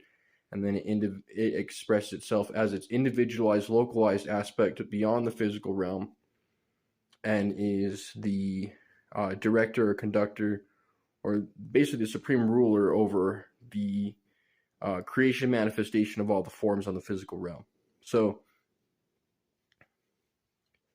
this is just a quick crash course on syncretism, astrotheology, taught by the great Santos Bonacci, Bill Donahue, Thomas H. Burgoyne, Samael Weor, some of the gifted seers of the past. And we're just going to keep doing these little crash courses on esoteric science so that we can continue to gain a better understanding of the purpose of life in a world where nihilism runs amok, where everyone wants to, find a purpose in materialistic things. Not understanding the physical realm is just a temporal realm of preparation. Some call it a probation, some call it a gestation period. But like I said, the mysteries of Isis is we are in the divine mother's womb, the universal matrix. And once the shell cracks, based on our faith and work, just like the Christ says, faith without works is dead. So you need both. You need faith and works. You need to understand higher realms, believe in it, have faith, not believe, but just have an inner knowing. To have faith means to place the probability of higher truths and higher functions of reality, and to know that their possibility is imminent based on the observation of your own self and your own being. And if you combine that with works and understanding that you're transmuting yourself every day, that every day you're experiencing this birth, life, death, and resurrection. Every year, every summer, every winter the sun goes down into the tomb, only to be born of a stable of between goat and Sagittarius, to climb the ladder, just like the goat, up into Aries to resurrect. And every year we feel a sense of renewal. So that is a miniature cycle of a larger proponent that takes place on a yearly cycle. But not only a yearly cycle, it also takes place on a life cycle. So as you experience, being a child, adolescent, adult, old age, and death, so you're experiencing the 4 seasons. The internal aspects of your life are symbolic of the outer aspects of your life. And the sooner you realize that, the more you'll understand that you're part of the mind. There is only one mind. And that one mind permeates through all of us. And if we can spontaneously activate that well of creativity and spontaneous creation, and to learn to function from the higher mind is the lamb. That's why it's always in the myths going for the golden fleece, or the Lamb of God that takes away the sins of the world. The lamb is the higher mind, or the cerebrum. The cerebrum is in the crown chakra, and the cerebrum has the ability to have the higher consciousness from the highest intelligent planes of existence manifest in a minute form in the physical body, allowing man to direct his thoughts upward towards higher, more transcendental things. So that's what it says. When you activate your lamp, or your inner lamb, then you're able to see and pierce through reality and extract the information from the symbols and all the manifested aspects of creation that continually take place. We're going to be discussing astrology in the Bible, part 1, and basically understanding how the astrological language of the ancient prophets and seers were distilled and used in all of the stories of the Bible to explain the inner archetypes. In the ancient past, the ancients analyzed human behavior, circumstances, and spiritual archetypes and mapped them out and gave them symbolic representations. They took the sacred perennial wisdom that was said to be given to man by the actual creator of the universe through a distillation of emanations, and this knowledge being scripted in the sky eternal, knowing that the vault of heavens has always been ascribed as the language of light, the language of stars, astrology meaning the language of light, astrologos, logos being the highest principle or the study of astro, so the study of light or the language of light, and understanding how when the Bible says it condemns astrology, it actually condemns astrologers, meaning using something that's already there, just like Jesus condemned lawyers. He didn't condemn law, but he condemned the lawyers. He didn't condemn religion, but he condemned, or at least said, the Pharisees need to kind of step up their game. So we understand that astrology is actually a science in and of itself, or a language, and the misuse of that is what was told to stray away from. So you can't fully stray away from astrology because every single holy book to exist is encoded with the alchemical astrological language that the ancient seers and prophets of divine ages of the ancient past used to represent eternal truths. And those eternal truths represent the path of the sun on the ecliptic. In the spring, summer, winter, and fall, it makes the path on the ecliptic, a rising and falling. We have the spring, summer, fall, and winter. We have spring, which is the spiritual impulse, the beginning, the resurrection of the blossoms of the flowers, the fruits. We have summer, which is spiritual ripeness, maturity, when the sun blazes forth in the northern hemisphere. Then we have the fall into matter, which is the judgment. Notice how the fall here is Libra, and Libra is the scales, judge. So the sun is always judged as it goes down, or it's always born, blossom, the lamb, the blossoming of the lamb, or it's a lion in July when the sun is super hot, takes on the form of Leo. This also happened in the Vaishnava tradition when Vishnu takes on the form of Lord Narasimha, which is the lion. So Jesus being the lion of the tribe of Judah, then we have in the story of Krishna, where he, Vishnu, the eternal preserver, takes on the form of the lion Narasimha. So then we have the fall. The fall is into matter. We know that the soul is always descending from those high supernal realms, the invisible realms of pure potentiality and unlimited nature, and falling into gross material forms, the physical realm where it's more limited. This is considered the fall into death. Death, darkness, or the womb. We're born in the womb of a woman, born in darkness, pure potentiality, and winter always being feared by man because it's always been a source of death. So some examples, for example, in the New Testament on how the characters take on some of the astrological dramatic energies, and showing that Christ has always existed, that these archetypes always exist. They exist on the inner plane.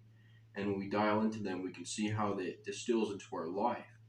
Now, all of these stories, I like to say that this book, the Bible, or the Quran, or the Bhagavad Gita, or the Upanishads, it is a transcendental scientific book about God, his emanations, his pastimes, and how he interacts with how the soul relates to the super soul, and how the super soul relates to the highest of the highest creator. And in my previous videos, I kind of go into detail how that works. So, in the New Testament, we find Jesus, everyone getting up and following Jesus, who's a spiritual pioneer, and they're all taking radical action. They're all getting up and they're dropping what they're doing. If they're fishing or they're doing work, they drop what they're doing, they get up and they follow the Lord. They don't know why, they're just following off their spiritual impulse to basically follow the Spirit, even when there's no logic saying, this is what should be done or what shouldn't be done. It's that we have to take that leap of faith, that radical action to follow the Spirit of truth. Now, Jesus represents the incorporeal being, the Son of God, which is the manifested, visible aspect of the Creator in the highest aspect, and he takes on the form of truth. So there is nothing higher than truth, and in this, the Christ always represents truth. So the truth comes and it helps us to, at times that changes our minds. We go against traditions. Jesus is found in the temples arguing with his shouldn't be peers, but because he's so elevated, he's actually able to dialogue with some of the higher ups. His parents are asking, where is he? They find him and he responds, don't you know that I was with my Father doing his work? So kind of rebelling against parents, rebelling against traditions, getting up and following the Spirit. Everyone's taking radical action. They're just stopping what they're doing. They're getting up. They're following Jesus into town. They're understanding that we have references to John telling everyone the Lamb of God is here. We know that Aries is the Lamb, the Passover. When the Son is there, there's the resurrection or that feeling of renewal. When the truth comes about us, we understand that our minds experience a higher state of consciousness. And it says, he's unworthy to buckle the sandals being the Pisces reference of the feet, that John makes this reference. And the reason being is, you see, Aries ruling the head, and the ancients knew that the physical body was the microcosmic counterpart, and that each of the 12 systems of the body, the head, the neck, the arms, the 2 kneecaps, are all associated with a different zodiac above. So when he says he's unworthy to buckle the sandals, he's not even worthy, because Jesus is more, he's saying that he is humbling himself before Christ. John the Baptist also represents Aries. When he's dramatizing and saying the kingdom of heaven is near, he's trying to get people to follow their spiritual impulse. So when we follow our inner spiritual impulse, we're taking after this energy, going against the traditions of the Pharisees, the past, the limiting or the dry, rigid beliefs that have not been seen in the eyes of the Spirit. So the Lamb of God taking action, all the apostles just get up and follow Jesus. That's the fire, the inner spiritual fire. So that's, to me, that shows, there's a lot of Aries references in that aspect. Then we move on to parables of reaping and sowing, the parable of the farmer, seeds bringing forth fruit, tilling the ground references. This is all Taurus. Taurus is another intelligent aspect of God, the Creator. Taurus represents the foundation. First there's the idea, then there's the will out to carry it. Taurus is the earth, the reaping and sowing, understanding the law of cause and effect, the Spirit coming into matter, understanding that our actions, every little action has a reaction, understanding inputs and outputs. Whatever you put in comes out. And then we have a lot of tilling the ground references, Cain and Abel, reap what you sow, understanding, he says that, they cast forth seeds. Some seeds fell on stones, some seeds fell on fertile soil, talking about how truth comes from higher realms and is placed within human minds accordingly. Some discarding it, some blossoming it and growing it within. Then we go straight into Gemini, which is Thomas. Thomas means twin. Thomas is one of the apostles, understanding communication. A double-minded man is, what was it? A double-minded man is in all his ways. I forgot that exact quote, but Gemini being the aspect of the human being polarized in the mind. having a double aspect, a more human divine aspect and a more human bestial aspect, and how these both are represented in the Garden of Eden, or Pollux and Castor, or when Krishna came in as the two twins and roamed the city.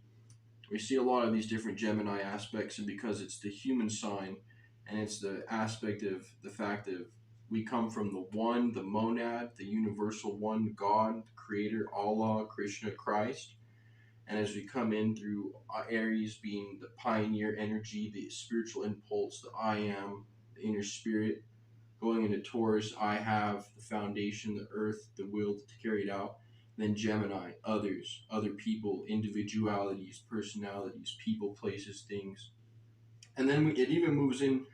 We'll take it in part 2. We'll talk how it goes into Cancer, Leo, Virgo, and how, Cancer starts talking about domestic life, family values.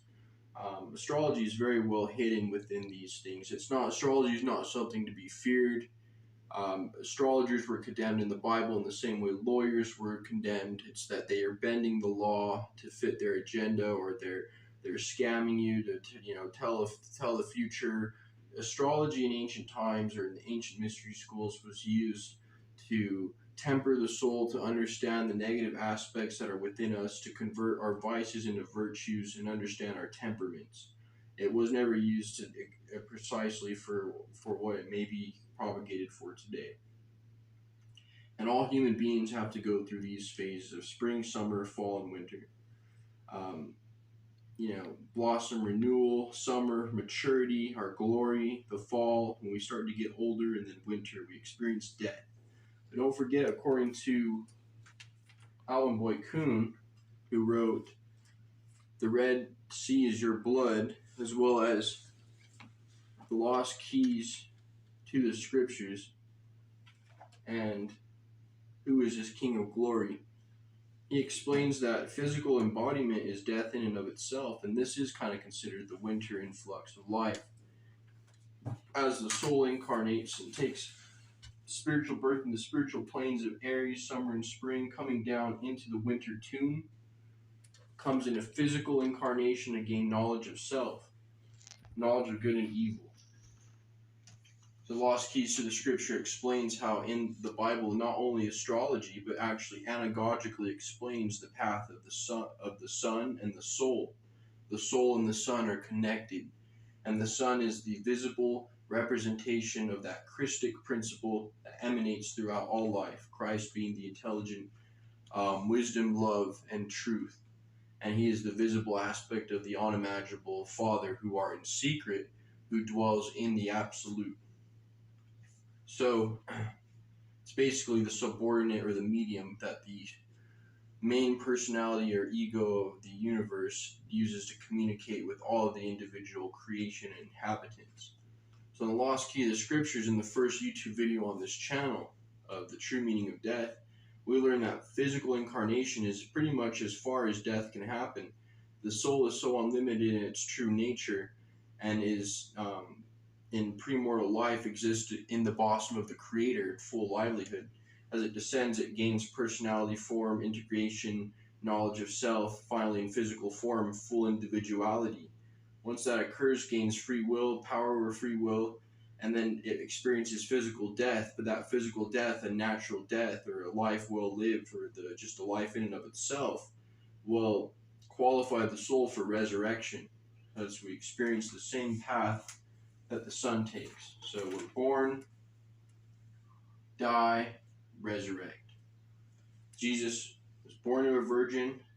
God dwelt within man. God made flesh. God dwelt within the flesh. Human, crucified, died, resurrected. And in the Upanishads, it also explains how after this physical body of earth and water, we attain a body of spirit and fire, of immortal supremacy. And this is in all the traditions. All the traditions explain this very easily.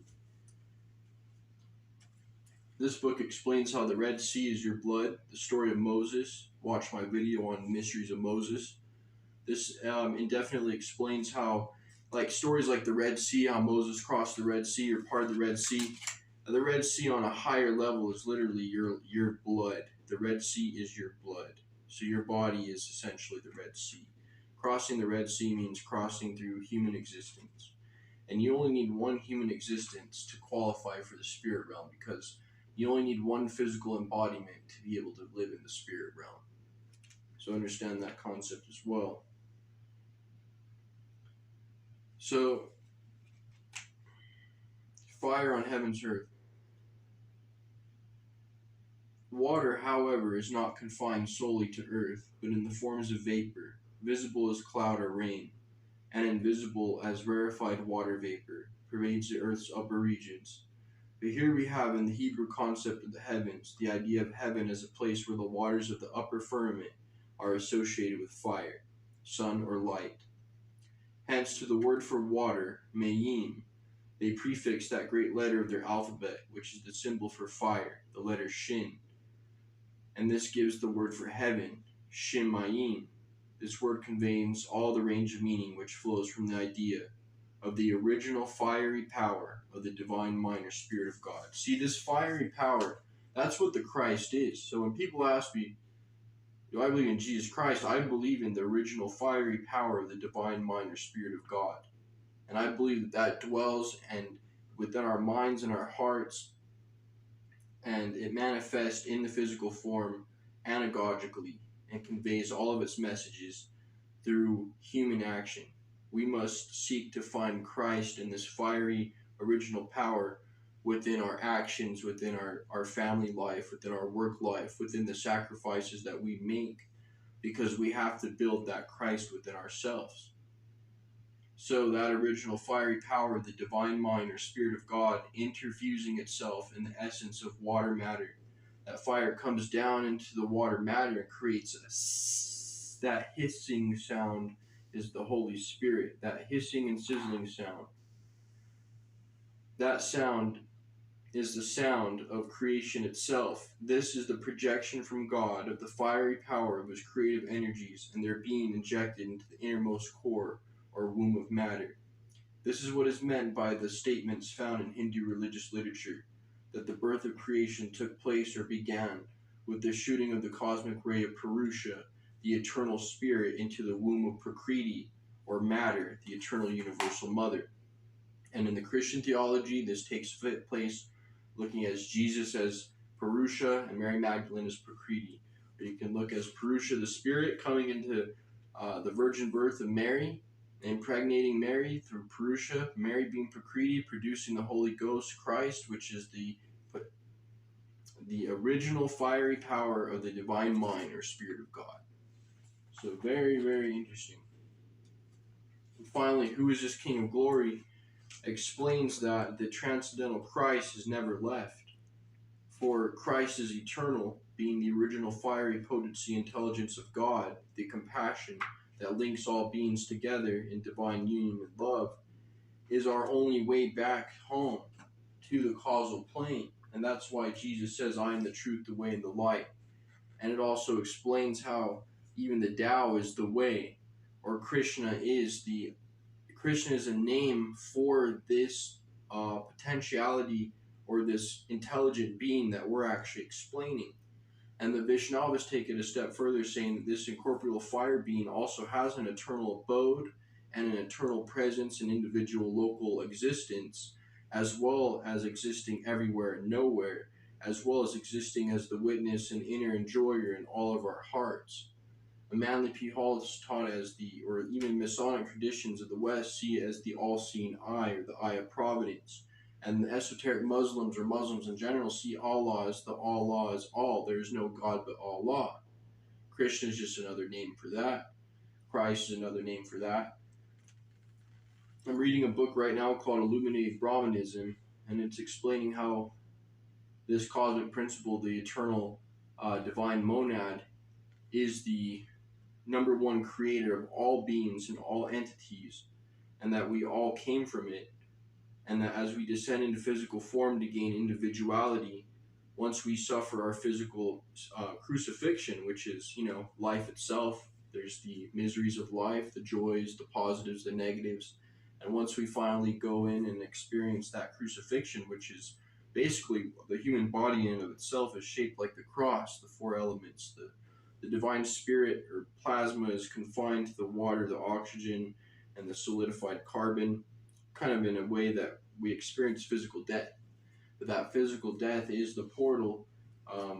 When joined in the correct understanding and in the correct manner, we're able to go back to the causal plane through following the inner inclinations and impulses that were given by the original fiery spirit of Christ. So, this was Astrology in the Bible, Part 1. I hope this just sheds a little bit of light on astrology, how the ancient seers did use it to give divine revelation. The seers and the prophets used the divine mind of God and mapped the system of astrology to allow us to make these congruent correspondences and analyze the mind of God and his purpose. That's why even in the book of Job it says, Job, can you tell forth the Mazzaroth? Now Mazzaroth in Hebrew means circle of animals. And also to say, can you foretell the heavens? Can you fill the binding ties of the Pleiades? Can you unbind yourself from the influences of the stars? Because, yeah, of course, these higher beings or realms or existential entities, which control every aspect of our life, hence the axiom, as above, so below, as in heaven, so on earth. So I hope you enjoyed this, and we'll go into part 2 and kind of discuss how this divine language of light exists within all of the various books and ancient traditions. We have a book by John Thackeray Bunce, and it's called Fairy Tales, Their Origin and Meaning. And we kind of dissect how the truth is within these myths. Contain truths that cannot be expressed in any better way than the way that they're expressed.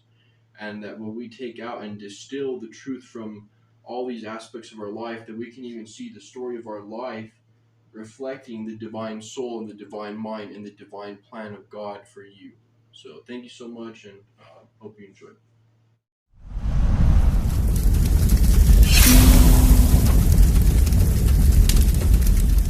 Today we're going to be looking at the sine wave, the electromagnetic field, from its 12 aspects or its 12 factors, the 12 zodiac. We have the sine wave starting in Aries, Taurus, Gemini, Cancer, Leo, Virgo, Libra, Scorpio, Sagittarius, Capricorn, Aquarius, and Pisces at the feet. This is Jacob the hill catcher. This is the blueprint of the dyad, the emanation from the one. So the one becomes the two. So we come from the source, which the Hermetists would call the one, and or we would say in the Garden of Eden, Elohim, which is like a rank of angelic being, created Adam and Eve. So you go from one to two. Well, that two, or Eve, represents the sine wave, or the wave. This wave is creation, and which allows us to come here to have these different faucets and different attributes and different qualities of life and experience. Because when we live in our limited nature in the bosom of the eternal creator, we don't have a reference point. The energy isn't organized in a sense to be able to experience it firsthand. So our energy manifests from the I am, just like Moses in the burning bush, he talks to the great I am, the Father. Or Jesus says, I am that I am. I am the truth, the way, the light. So we have that I am principle, and that I am is given its individuality, its supreme individuality, and given offspring of children individualities, miniatures, microcosms, children of light. And as it descends, it takes on the electromagnetic field of the intelligence of from whence it came. It's like the Father, God, Aries. The Father is the start, because Aries is the top of the head, the most intelligent part of the human, the part of us that is connected to the Creator.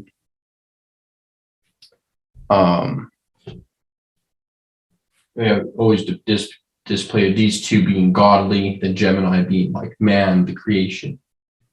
and going through the stages. So you have Abraham, Aries, or Moses, because Mars rules Aries, overcoming the bondage of Egypt, which would be the lower nature, the physical realm, or the cold aspect of the sine wave. The sun conquering winter, liberating the life seeds, regenerating, because this sine wave is basically a blueprint of our life experience. We're born in Aries. This would be the child, baby of the zodiac, children, adolescence, adulthood, old age, then winter. And we start off with a bang, boom, cardinal. We begin with our ability to understand, cognize our I am, because the motto of Aries is I am. So that energy manifests as I am. So when it comes to initiation to the mysteries and going through the 12 stages of the alchemical process, the soul's on a mission to manifest the philosopher's stone, which is the soul itself. We come on this journey to develop these 12 latent qualities that always, when I say latent, I mean we're not consciously using each one. Like, we have to master Aries, temperance, of patience, of being an individual. We have to understand our reality from a personal perspective. And when we develop our I am, or our personal point of consciousness, we master initiation of Aries, or in alchemy, calcination. Taurus would be the bull. It'd be the ability to be able to understand that you are, so you may acquire. It's like being able to comprehend the ability to manifest in the physical earth realm, hence its earth sign, and be able to be a soul witness within a physical body and maneuver in it and understand what it means to be God in the flesh, or consciousness or light in the flesh. And, Moses says, stop worshiping the golden calf, signifying the sun or the ages moving from the age of Taurus to the age of Aries, blowing the ram's horn. And then we start in Pisces, where we start talking about Jesus being the fisher of men, John the Baptist in Aquarius, baptizing the man with the pitcher of water, going to the upper room, which means the higher consciousness, to remember the lessons of Aries of the time of old.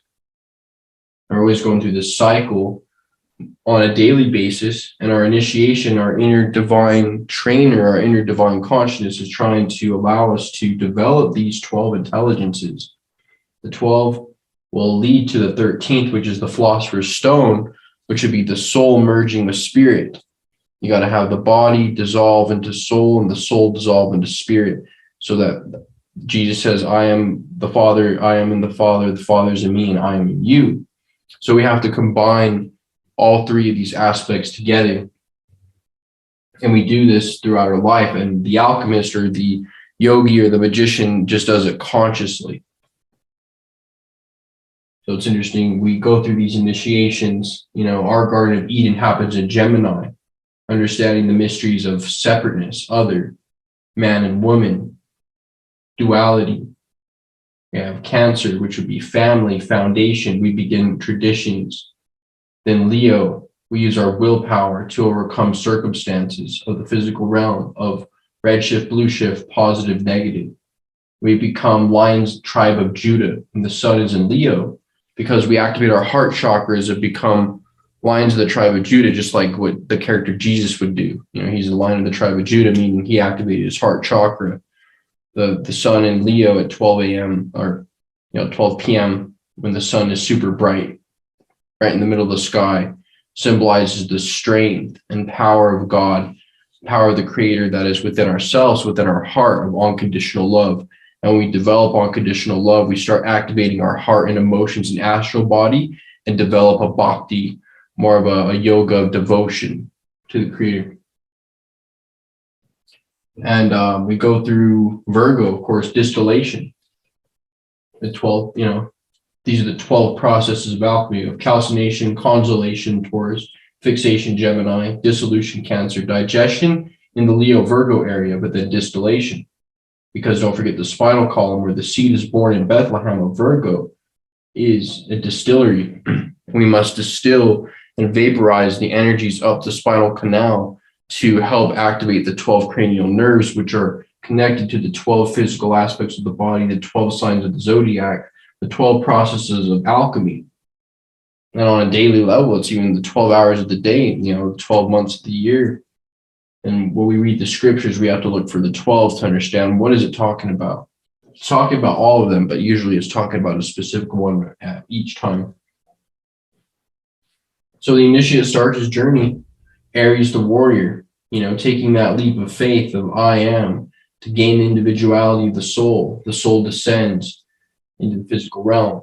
And I like to sometimes say that, hey, this just seems to me like the kingdom of heaven, and this is the kingdom of earth. This is the physical realm, this is the spiritual realm. Transcendental, mundane. Not that these are mundane like negative, but just the fact that this is the winter aspect of the zodiac sign in the northern hemisphere. And this would be the spring and the summer. And this is where Jesus is being tempted in the wilderness by the devil, saying you can have all the kingdoms of the earth if you worship me. And Jesus represents this part, the devil would represent the dark half. This is just the shadow of the light representing the dyad to give us the experience so that we can grow, so that we can understand the difference between good and evil.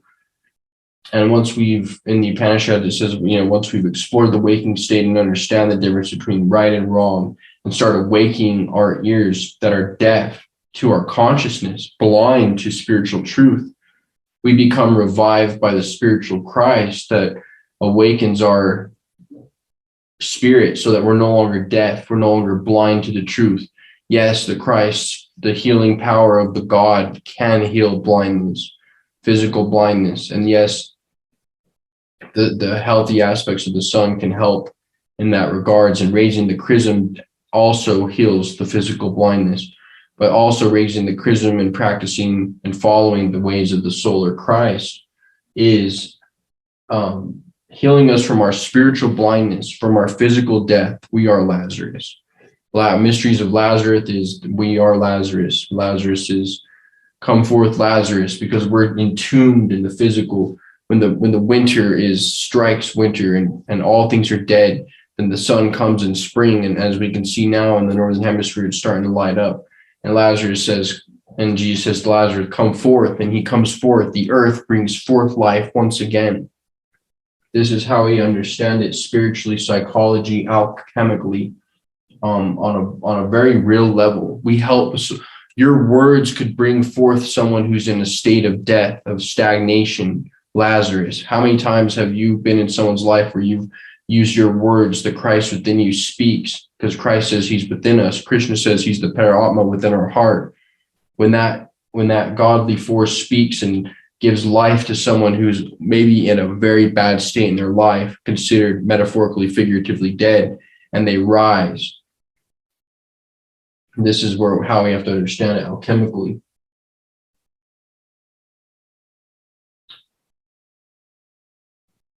Well, I hope that you guys enjoyed this series. We're going to be looking at it from this perspective and just overlaying syncretism and to understand the path of initiation, to tie this into the lessons. So we have an overview of what we're doing, where we're going, how we're going to manifest the 12 intelligences, how we're going to activate the 7 planets, how we're going to organize our zodiac structure, overcome our defects and vices, and start developing the royal yoga of emotional devotion, service to creator, analytical study, studious inquiry, and action, karma yoga, acting, doing physical things, combining all 3. Now, of course, we all have one that's more strong than the other. We're going to find out how we can get to the appropriate path. So if anyone has any questions, please inquire, and we will be learning how to, because right now we're in Pisces projection, and there's a 3-part series to this, because this has to do with the golden solar body, the supernal body, and projection into the final one, which would be the 13th. We're going to mysteries of Ophiuchus, Orion, slaying Medusa, understanding how to actually gain control over the lower impulses of the mind, tap into the coccyx sacrum, where Manly P. Hall says the secret of human evolution is hidden, according to Occult Anatomy of Man. And we're going to be understanding how to activate the 12 stones, the 12 loaves of bread, the 12 zodiac, the 12 intelligences to bring forth master, bring forth Lazarus, awakening Lazarus within, and understanding the sine wave, the beautiful sine wave that Santos has given us to understand and comprehend how to put this all together in a way that can bring truth to everybody. So thank you so much. Bye. Hey, welcome. Today we're going to be talking about the esoteric meaning of John the Baptist. John the Baptist plays a very important role in the mystical text of the New Testament, and it's important to know exactly where he fits into the story to understand it on a spiritual level. So today we're going to be talking about the mysteries of John the Baptist, a mix of alchemy and astrotheology. I'll just start reading from the Gospel of St. John. Now, we know that John is manifesting the love for God. That's the archetype of love. When we went through the 12 different manifestations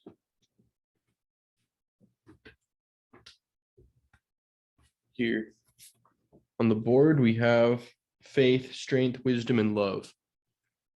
So John represents the love for God, and he is the expansion of the I am. So the I am is the 13th, and then you have the 12 apostles, or the 12 zodiac, and John represents of course, the aspect of Aquarius, knowledge, the higher intellect that looks towards the inner being, or the I am, that sort of paves the way for the one to come. So it's referring to changes within your personality on an alchemical, psychological level. Now, it also takes place in the seasons. For example, when John says, as I decrease, you must increase as I decrease, because Christ increases as that light increases, as the days get longer, and in the winter, the days get shorter. John in Aquarius gets shorter. So he's decreasing as the sun is increasing.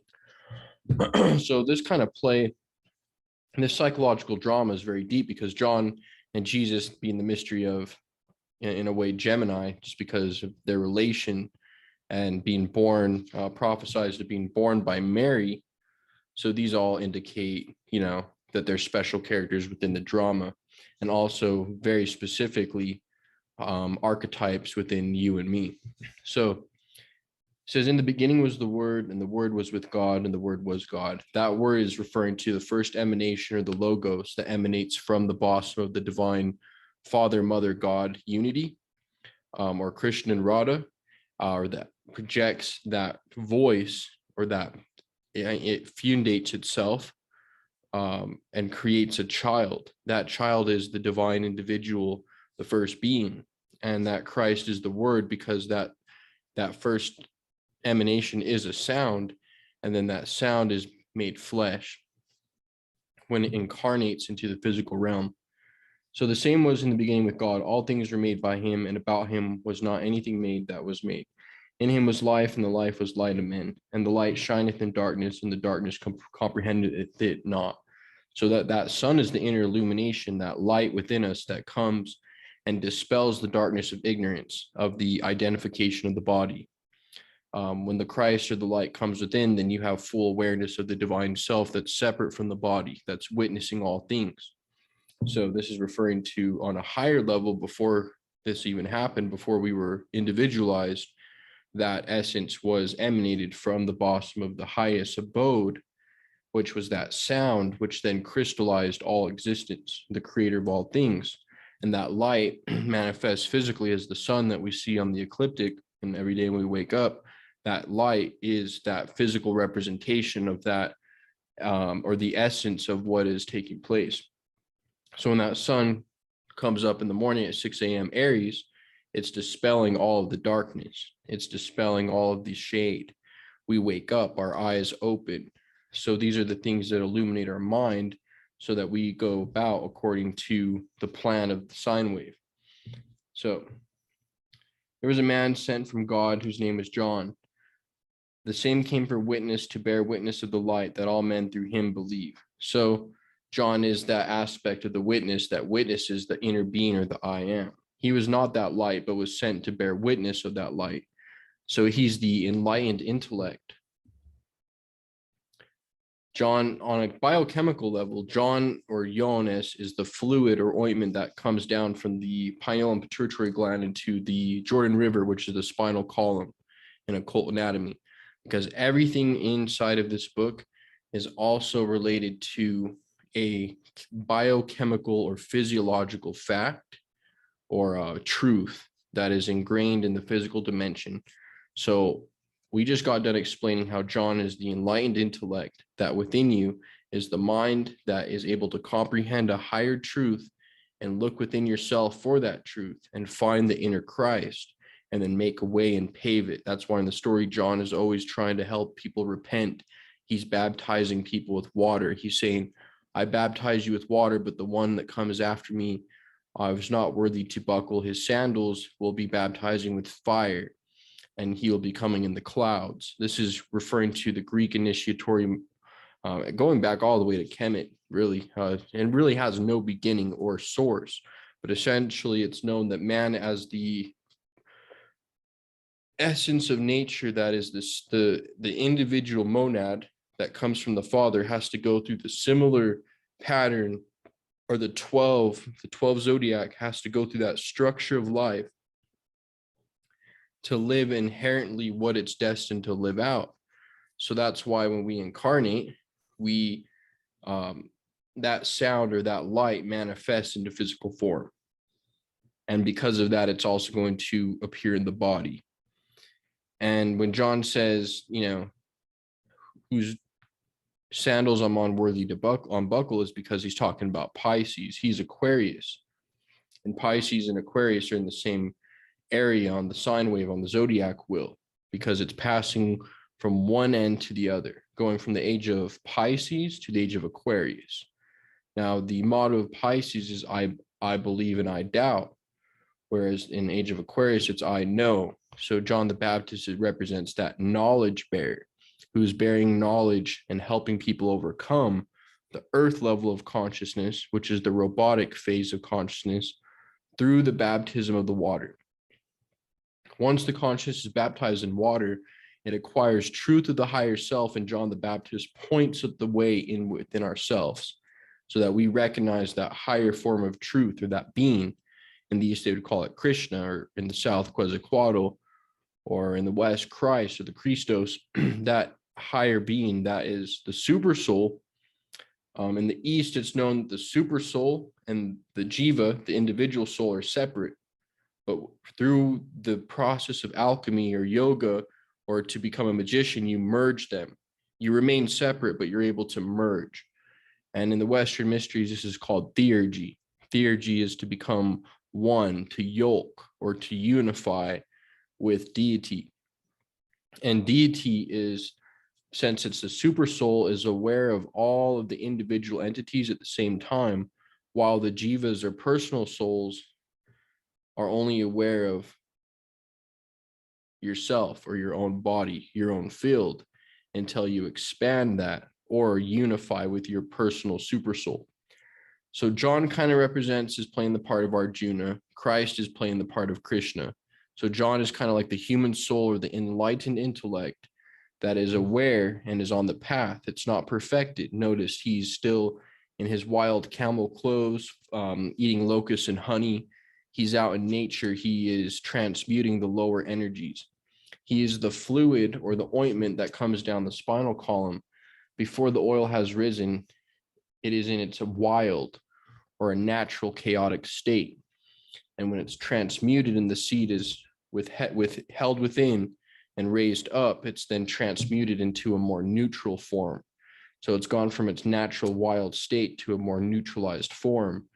And this is why, in the wilderness, he's with locusts and wild honey. He's a wild man. It's the energy that has yet, it's straight from the bosom of God. And it has not yet been neutralized through conscious effort. So the pineal and pituitary glands secrete milk and honey. This is why his food being locusts and honey. And these fluids combine in the sacrum and produce the sexual fluids. The sexual fluids are then distilled and creates a pressure that raises the seed. So John makes way for Christ because he's that energy that's then nutrified, transmuted, and brought up through the central column into the brain. So John is before Jesus. He's the water baptism before you meet Christ in the clouds, which is the air, which is mastering the air element, and then baptized by fire. When the Kundalini fire, the Holy Spirit reaches the highest point, which is the chakra above the head. John says, I baptize you with water, but the one who comes after me baptizes with fire and spirit. So John is the initiation of the water purification when we go through from earth, which is a more robotic, unconscious, asleep state of being, because throughout our whole, days of unconsciousness, from moment to moment, we forget ourselves and we constantly forget, what we're doing, or we start to daydream, or our mind pulls us in this direction or that direction. And when we reach the water baptism is when we're able to finally neutralize that and kind of come up above the emotional thinking or the irrational animal. And we're able to find that there is a higher truth. We're aware of it. Now, that's still not the air, because in the air is when we have full control over the mind. In the alchemical mysteries, the initiate has to, because he is Akash, the fifth element, or even beyond the five elements. In the Upanishads, man, the soul in man is beyond the five elements. So even Akash being space, or that highest spiritual manifestation, is still a manifestation.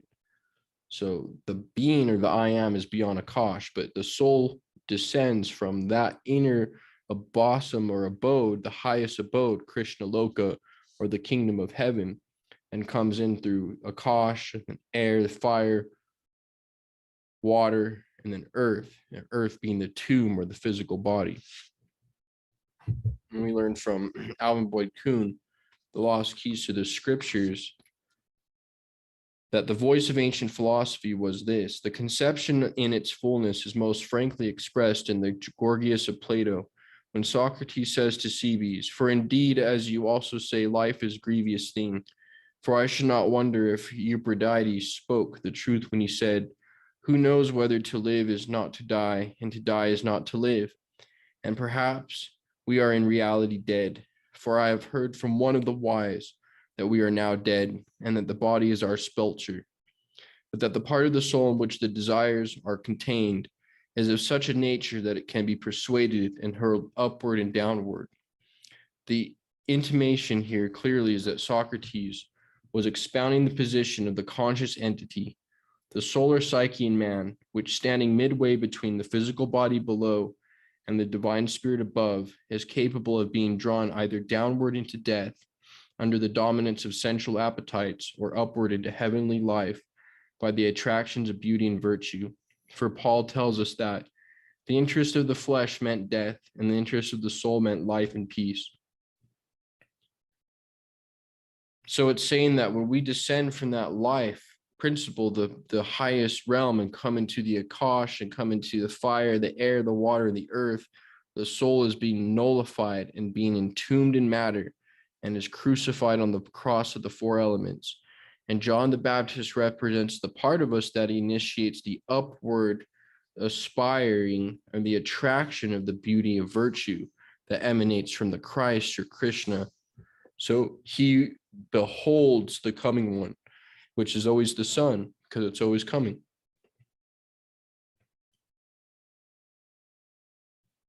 So when we go through that phase of initiation, one begins to look at themselves more critically. They want to eliminate their thoughts and errors.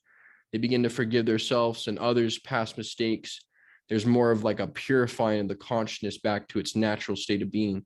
So John was a child of nature, or the wilderness, and preaching around to the people around him to turn to God, which is the cerebrum, Gad, the tribe of Gad. The 12 tribes of Israel are each related to the 12 zodiac, And in each human body, the 12 zodiac is represented by the 12 systems of the body. So you have the cerebral spinal system, you have the skeletal system, the nervous system, the digestive system, all of these different systems relating to a emanation from those 12 zodiac. So we're talking about John was a child of nature and trying to turn us to the kingdom of heaven, or Christ, that comes from the cerebrum, which is the ram or Aries. So in any story, when we hear like, the golden fleece or the ram, anytime we hear the Lamb of God take away the sins of the world, we're talking about this archetype Aries, which is the stubborn one, the one that is that first I am principle, because the motto of Aries is I am. And the motto of Aquarius is I know. And when we go from I am and go all through the sine wave down to Aquarius, we come to the fact of becoming we are, and we know who we are, but we have to get there. And John is the psychological archetype known as the enlightened intellect, which allows us to understand higher truths. So it's an archetype within us, and also a being in the transcendental realms that appears through these messages that helps guide us into the higher subtle realities. So John's the archetype that purifies us. He's an archetype within us that makes way and utilizes the baptism of the Christ within, which is a transformation of air and fire. So when the Christ descends, you meet the Christ in the clouds, and then you're baptized with fire, as when the Aries, the brain is lit, cardinal fire, and then you have your heart, Leo, and your heart chakra is then open, and you become initiated into the tribe of Judah by becoming a compassionate human being, and to withdraw from like sensual, selfish behaviors that are just self-centered. So John is the natural man with the enlightened intellect. John within us recognizes the higher self within and points upward. He's also the part of us in man that tells us to look up, to be able to aspire to higher planes of existence. The conscious mind recognizes the Christ within and turns toward it and continues to prepare the psyche for the transformation of fire. So once you start your initiation, they always say once you become illuminated, remember, illumination is common. Anyone can become illuminated, but once you're illuminated, the path is to self-realization, and that depends on your conscious effort. So what we can do is we can actually just take a look at this archetype within us by focusing that witness, the witness aspect that sees, and placing it on the I am, which in Kriya Yoga is found in the central column of the spine. So you take your witness, you place it in between your eyebrows, just as it's said in the Bhagavad Gita to help with meditation. Breathe in through the belly and focus your witness, your John the Baptist, on the I am being of Christ. And what that does in the central column is links you to the higher chakras, and you're able to download intuitive insights. So the inner being has a higher aspect and a human aspect. John, being the human aspect, points and recognizes the divine supersoul. And that Christ is the word that manifested intelligence and the creation of all beings. That's why it says in the beginning was the word, and the word was with God, and the word was God. So in the next day, John seeth Jesus coming unto him and say, behold the Lamb of God, which taketh away the sins of the world. Because the Lamb of God is that energy that comes in spring and March, when everything is renewed, when the ram is just been, the Passover has occurred, all the flowers are blossoming, the brain is renewed with inspiration, the brain cells are reactivating because the sun is resurrecting, and our negative habits and behaviors are becoming purified. But that natural energy, that wild energy is also increased because John has that wild energy, that sexual force that occurs in spring that needs to be transmuted and point upwards to the cerebrum so that it can feed those brain cells so that that blossoming can happen on the right hemisphere. As they talk about, Bill Donahue speaks about how the right hemisphere and equilibrating these forces and crossing over activates that inner spring. But that inner spring also occurs when you raise that energy up the 33 vertebrae into the kingdom of heaven and begin to activate these inner archetypes within yourself by putting them into motion. See, a lot of people just live in stagnation. They are conquered by the elements, the earth. There's no routine. There's no taking care of the physical body. There's no labor, the air. There's no studying or intellectual insight or understanding to not be overly intellectual. With fire, there's misuse of willpower and impulse. And then, of course, water, there's emotional attachments and emotional outburst. And, you know, are we able to calm the storms and walk upon the waters of life? In ancient times, Paracelsus, the great Swiss doctor and esoteric theurgist, spoke about the nature spirits, the gnomes, the Undines of the water, the sylphs of the air, the salamanders of the fire, and how the human being represents the fifth element, and we should be kings and queens of nature. And to become priestly or kingly or queenly, or to become a high priestess, is to become a guardian or to become a transmuter of these elementals and to be at a higher form so that they're like, oh, you're a role model to them rather than being antagonized by the elementals. So when we look at the elementals in life, we know that life is a process of mastering these four elements.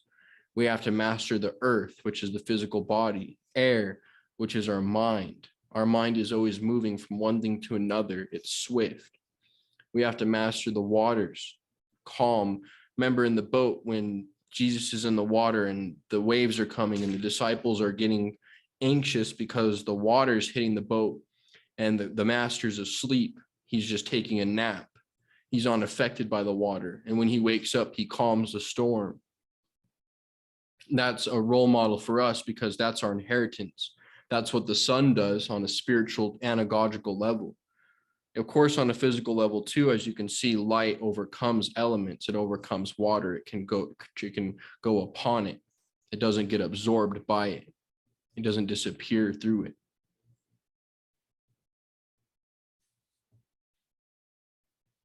So this he of whom I said after me cometh the man which preferred before me, for he was before me, because that I am, the Christ principle, was before the witness in emanationism. So when your being was manifested, you had the I am before the witness occurred.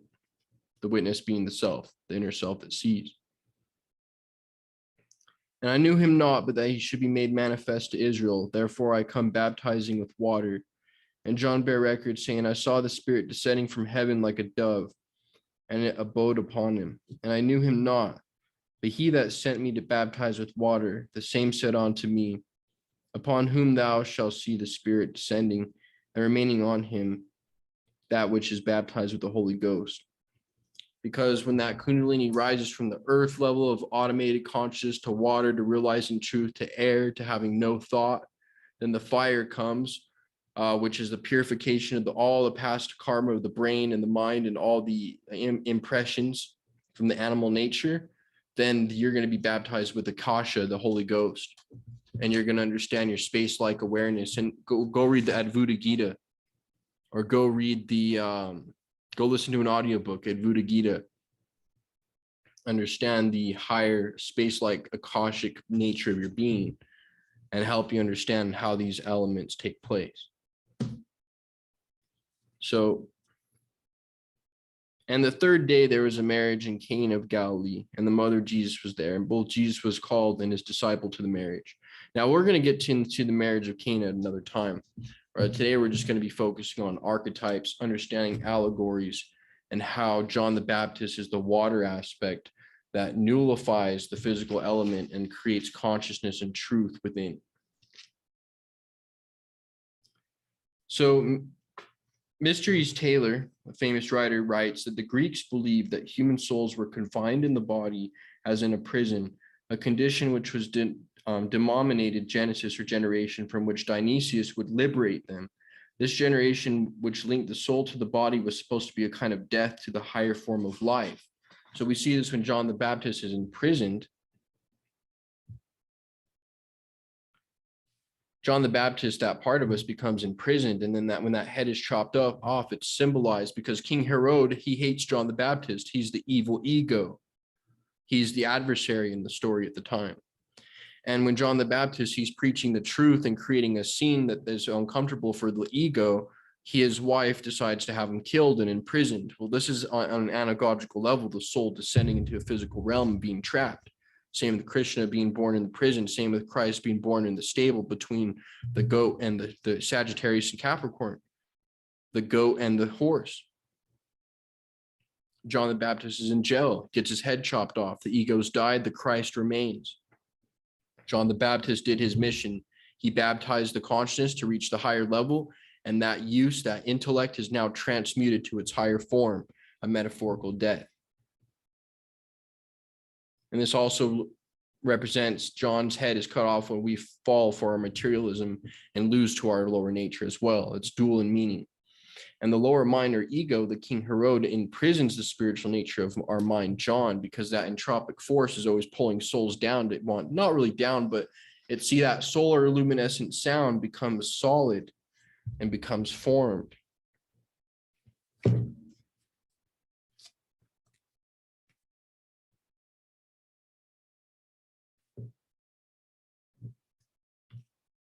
Spirits in prison.